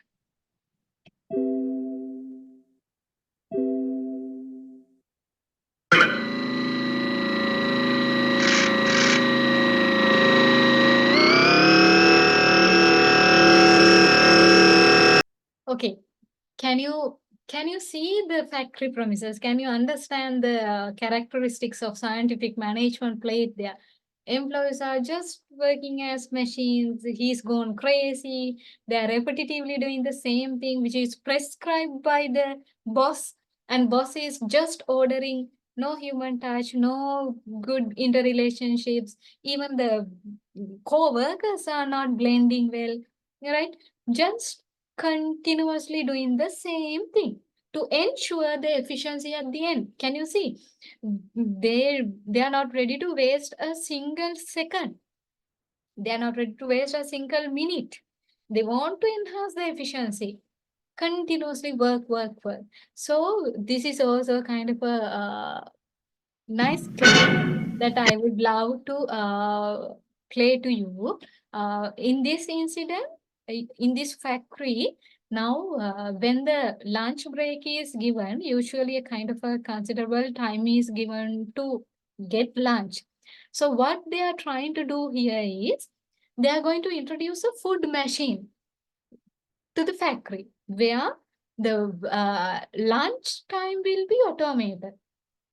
You have to understand the aesthetic value of this movie as well. While learning management, we need to appreciate the aesthetic value of this movie, because don't forget, this movie is produced in 1930s. 1930s, Charlie Chaplin thought about an automated food machine. Okay, so that's the beauty of these movies as well. So while enjoying that as well, we'll refer to the story. So they are trying to introduce a food machine where employees are fed or with this automated machine, so that the lunch time can be reduced. You can understand where was the human factor. Okay, even the lunch time should be reduced. For that, they are going to introduce a machine, and now the Tesla, what do you call, rat, will be the Charlie Chaplin. Will be Charlie Chaplin. He is the person used to test this machine. So we'll see what will happen to Charlie Chaplin. I'm just playing this one as the final clip to just refresh you all, right? We can laugh a bit and refresh ourselves towards the end of the lecture. So let's enjoy.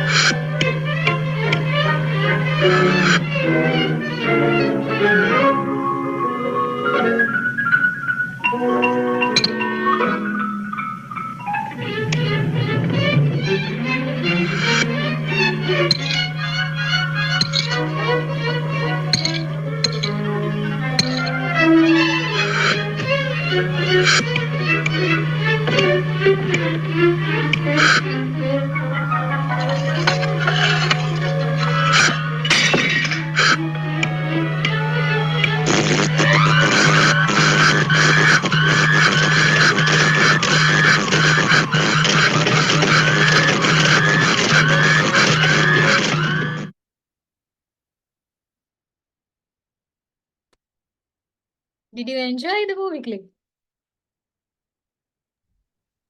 Yes. Yeah. It's nice, right? Yeah. You can find the movie and watch the full movie. Okay.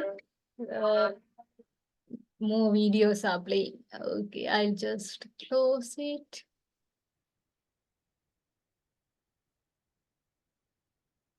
Then I'll go to the paint canvas once again.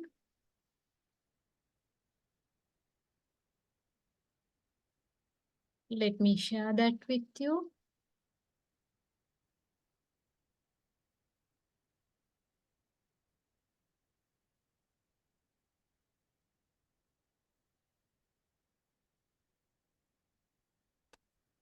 Okay, with that, now you can see how the mainly while changing this management approach, how the employees are treated and how the employees' participation is obtained, which value is given to employees has changed, right? It has changed over the time. But nowadays, we believe the employees sometimes as the troublemaker, right? But as the most unique and valuable and also the challenging resource that needs to be handled. So here, I'll explain you just one theory with this discussion. So when these management approaches are evolving over the time, there were two theories developed by it's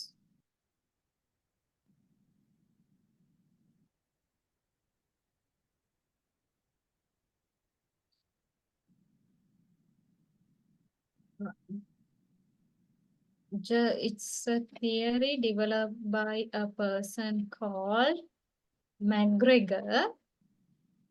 McGregor developed theory X and Y with regards to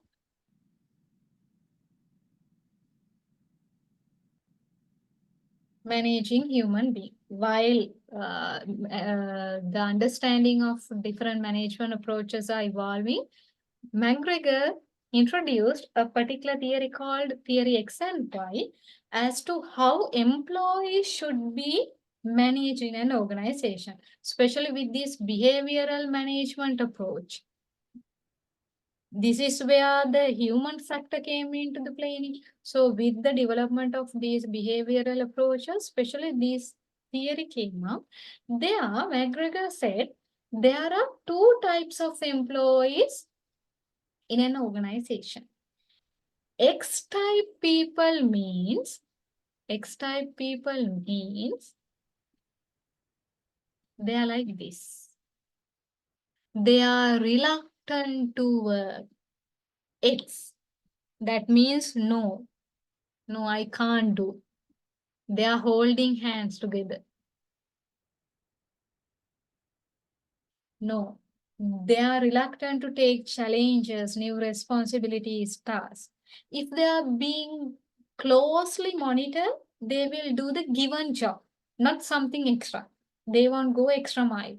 They won't do something additional. They won't think innovatively. If they have been asked to do something, they will just do that with your close supervision and monitoring. In contrast, McGregor said there is another set of people who are Y. they are always raising their hands to undertake challenges and new tasks. They are ready to embrace challenges, risk, new tasks, new responsibilities. They are ready to be empowered. Okay, so you need not to closely monitor them. You can give them challenging new tasks. So to motivate these X-type people, you need to tell them what they need to do. You need to give them clear instructions, guidelines, supervision. Then if you assign them with new tasks, challenging tasks, they get demotivated. In contrast, to motivate these Y-type people, you should give them more challenging tasks, new tasks. They want to explore more. They want to expand their career. They want to get more experience. So, two different motivational mechanisms should be implemented with regards to these two people. That's what McGregor's theory X and Y told us. So what's your idea regarding this theory, this demarcation, this X and Y type people? What's your idea? What's your experience or reflection on this? This is the final discussion that we are doing today. What's your idea on this?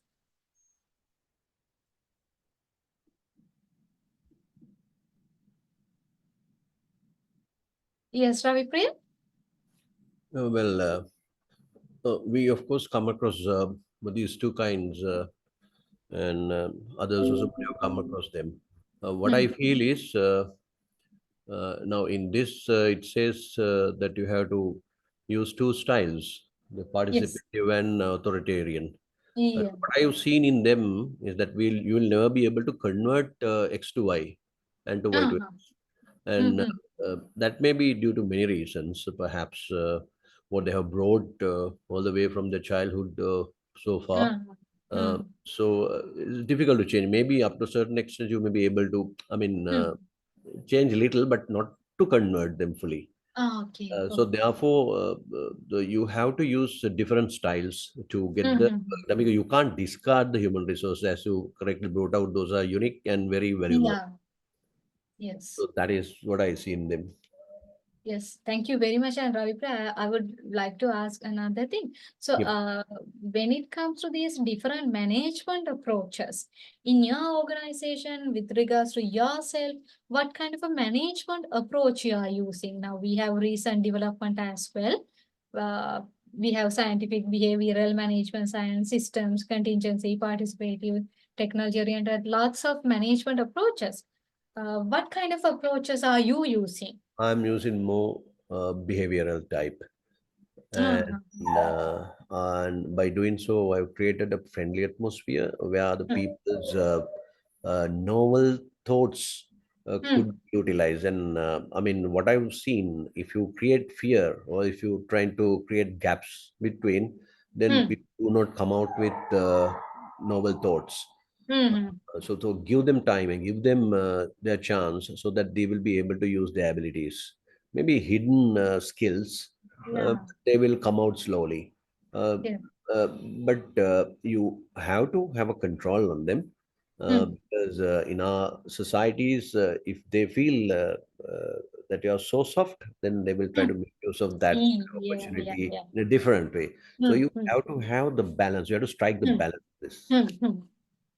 So in that sense, I feel that you are using participative approach as well.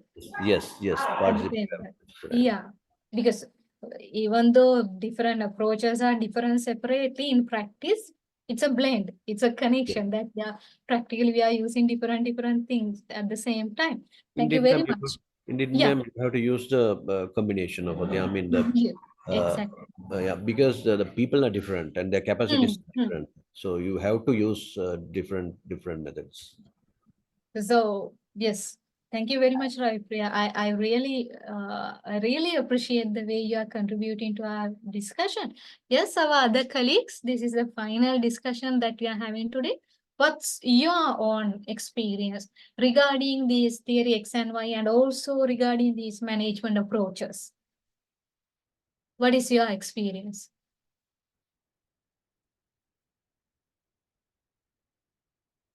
Subhani is saying X may be due to disappointment with company or behavior. They need to come out of safe zone, worry, fear to take challenges, more motivation and working closely with them. He's saying another aspect. There can be kind of a disappointment or fear or worry with them. By empowering, motivating, encouraging them, sometimes you will be, I think up to some extent, you can, I think you won't be able to drastically change between two styles. Up to some extent, you will be able to drive them towards taking some challenges and working.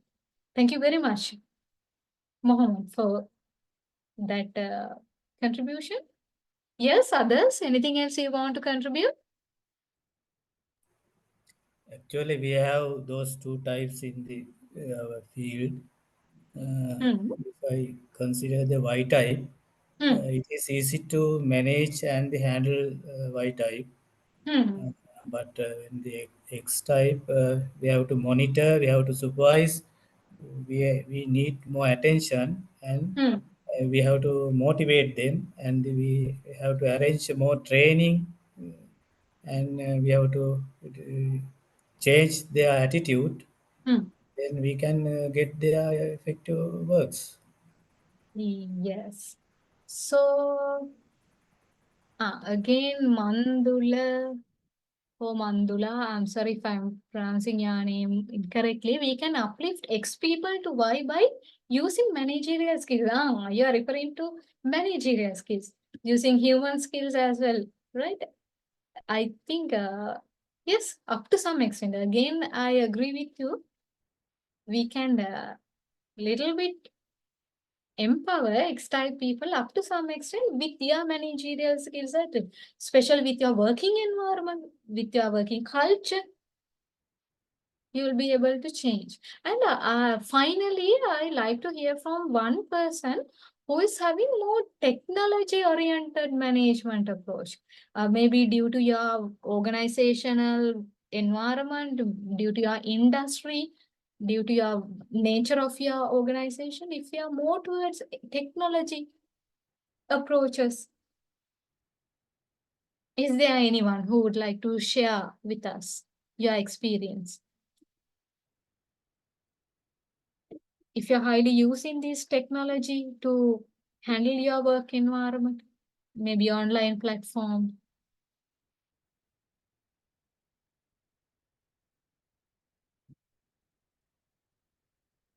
I would like to ask how your management is going on in that kind of an organization.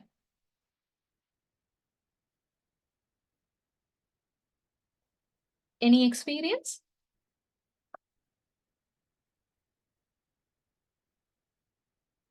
I think we don't have a IT related people in our class, Ned. If I'm not mistaken. So with the technology, but what I feel is with the technology, of course, it's really easy.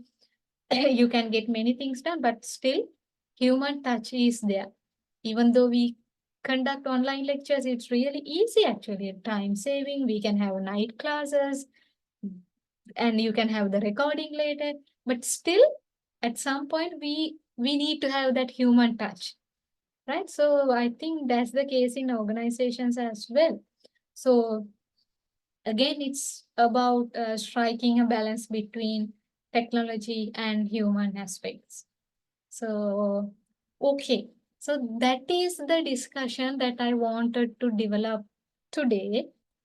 Now I'll show you the slides and you will understand through our discussion, we have already covered the slides. This I don't prefer go slide by slide and discuss you the things. Okay. So we have just discussed what is management, who is a manager, what are the roles of managers, levels of management, functions of management, efficiency, effectiveness, organizational structures, right? Skills of managers and how you can develop entrepreneurial qualities. We didn't discuss this one specifically, but it's all about entrepreneurial role that we are discussing separately since it's much needed in the present context, right? Then we discuss about the how management has been evolved over the time with scientific, behavioral, management science, systems, contingency, and additionally, I told you participative management as well. So even though we didn't go slide by slide, we have covered the entire content using our discussion videos and the paint canvas and so. So, are you okay with the discussion, the lecture that we had so far? Yes, ma'am. Yes, madam. Are Yes, you, madam. are you, oh, yes, Ravipriya, do you want to say something? Well, no, I said yes. Yes. Okay, okay, So right. interesting. Okay, anything else that you are not happy with? That means anything that I want to change with regards to the lecturing style? If you have any concern, any issue with that? Can I know that please so that we can change it? I really like to have your comments and feedback. So you can either talk or you can send it. Yeah, Yes, Madam, ma'am. this is Susima. Right. Okay. Thank you very much for the lecture today. Actually, it is very clear. That's why, I think that there are less questions. But anyway, thanks to Ravi Priya. So we got to know many, that answers from you. Yes. Right. So thanks for Ravi Priya as well for, that emphasizing these questions. So actually, I think that since we have been talking about more about human and human behavior, so we all of us knows that long time back that before human resources management comes, we call it as personal management. Yeah. Right. So in personal management, I think that the hierarchical and the traditional management structures are there. That were there more than that flexible and flat management structures. Right. So Yeah. now, because of that, nowadays, because of human resource management, that is considered actually employees are valuable more than that. In those days, the personal management employees considered as a cost of an organization. Right now, but in human resource management, it considers employees as a value for the organization, right? So through that, we are now in your last slide, you said that how these X person convert into Y, right? Because of these flexible and flat, structures in organization, we can motivate them to become Y. Y. I don't know whether it is correct. My point is correct or not. Yeah, it's your reflection where no one can say it's wrong, right? Thank you. Okay, I think you're the person who met me yesterday, right? Yes, of course. So my problem is still there. I couldn't go to that, my, what do you call this? LMS. MYOUSL, right? Ah. So today also I discussed with that, but tomorrow I think that I will be able to fix it. Okay, can You you like log in or do you have a login problem there? Yes, I have. That is the Login problem I problem. have. Yes, I can't go through that system they have, taught us. Okay, so maybe some username password related issue, right? Yes, of course, I think. Yeah. So okay. So anyway, you will get it sorted very quickly. Don't worry. But anyhow, Miss Nadini, had sent me all the slides by email as well. Yeah. So that's why I told you they are always very supportive. Yes. You need not to worry about anything. So finally, before winding up the class, I'll quickly refer to the LMS and tell you what you need to do with regards to this. So in the LMS, as I shown you, announcements are there and the activities that Padlet, Mentimeter activities are there. You can go through these links and please attend to that. Okay. Regarding the today's session, session 1, I have give you a Mentimeter activity there. So I expected to do that during the class, but since we don't have much time, I'm not going to ask you to do that now. But please go to this and do the activity. Then I'll show you the results of the activity next week. So please engage with these activities, which are kind of interactive, kind of interesting. And there is a discussion forum as well. If you want, you can contribute to that one. You can argue with each other. You can comment to each other's ideas. Okay. So most importantly, you have course information, learning resources, assignment, and the assignment Dropbox link. Most important things. Under course information, you have the activity schedule of this course, outline, and the syllabus. Right?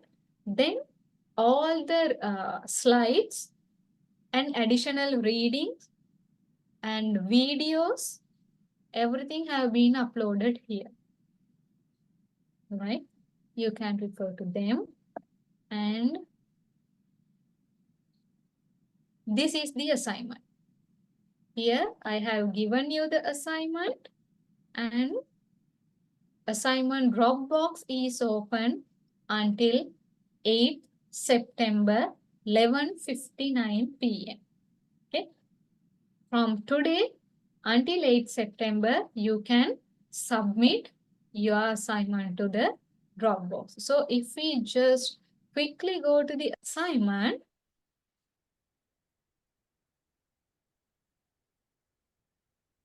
I'll briefly tell you what is expected from you.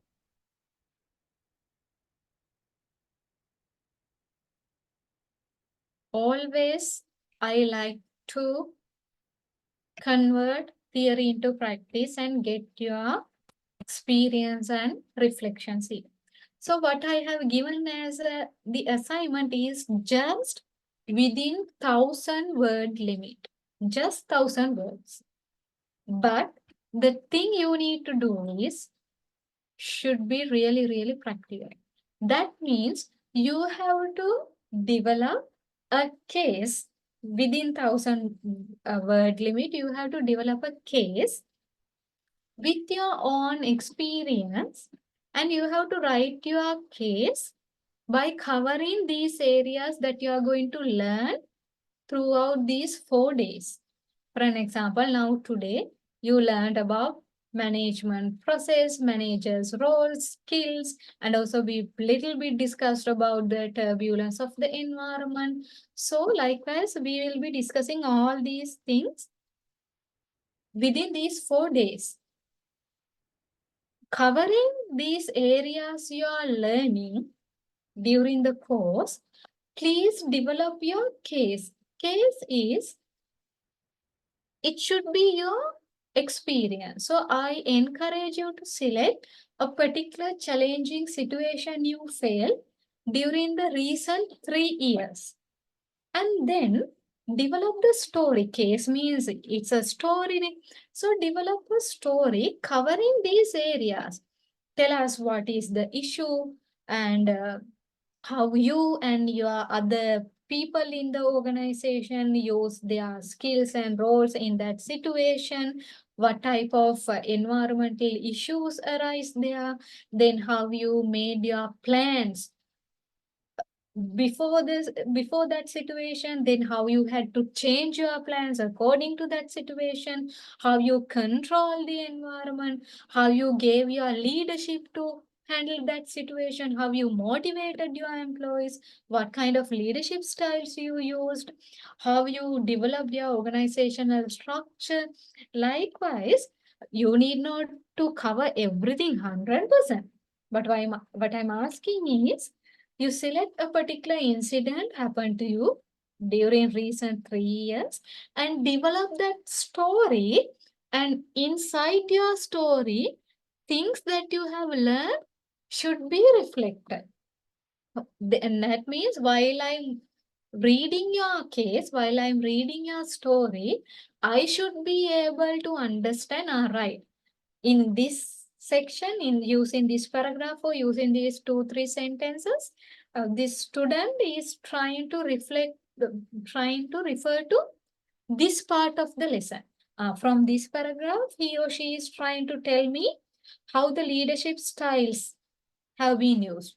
Using these 3 sentences, he or she is trying to tell me how they motivated their subordinates. Likewise, you are totally free. You can develop any case, any story, write it within 1,000 words. What I need is you want to reflect these learned concepts from your story. Simply link in theory with your practical experience. Once you develop the case, please prepare 4 or 5 questions from your case. Usually that's what we are doing. We give you a case study and we give you 4 or 5 questions to answer. I'm asking you to do that. Reflect your experience through learn concepts. You just develop the case, and to test the areas, you yourself develop question. That means, let's say, in a particular paragraph, you say, this is how you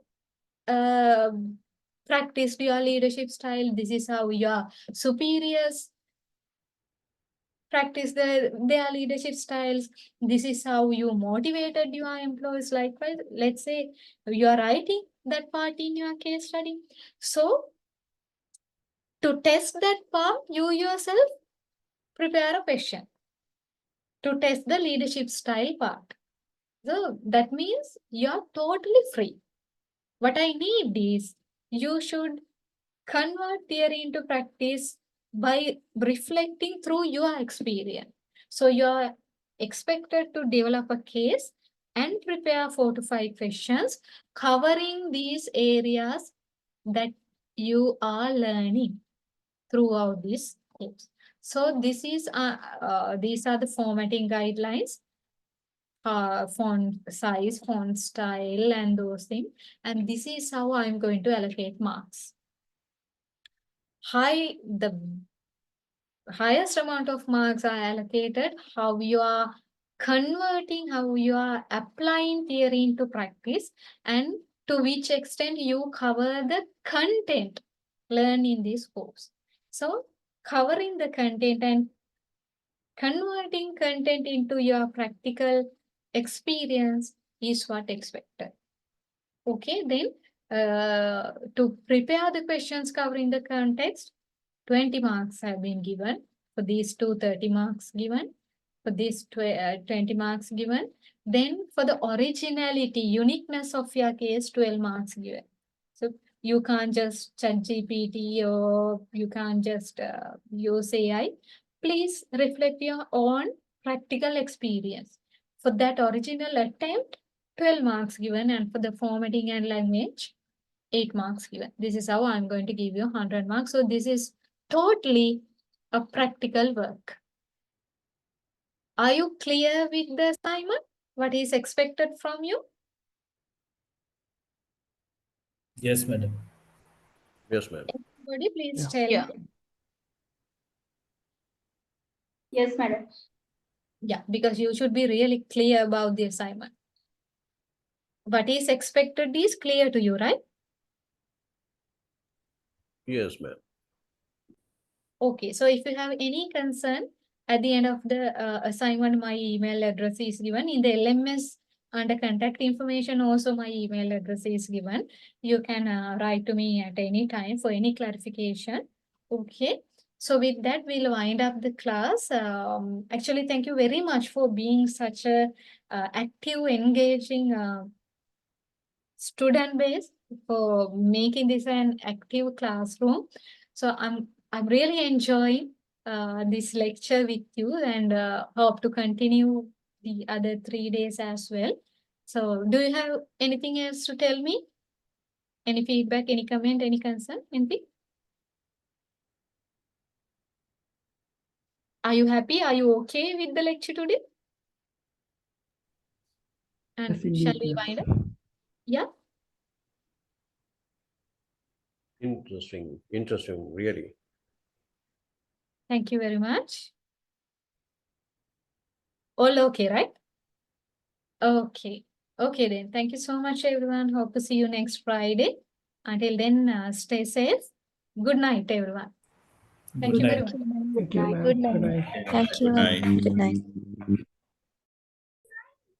Yeah, man. Hey, thank you. Good night. Good night. Thank you.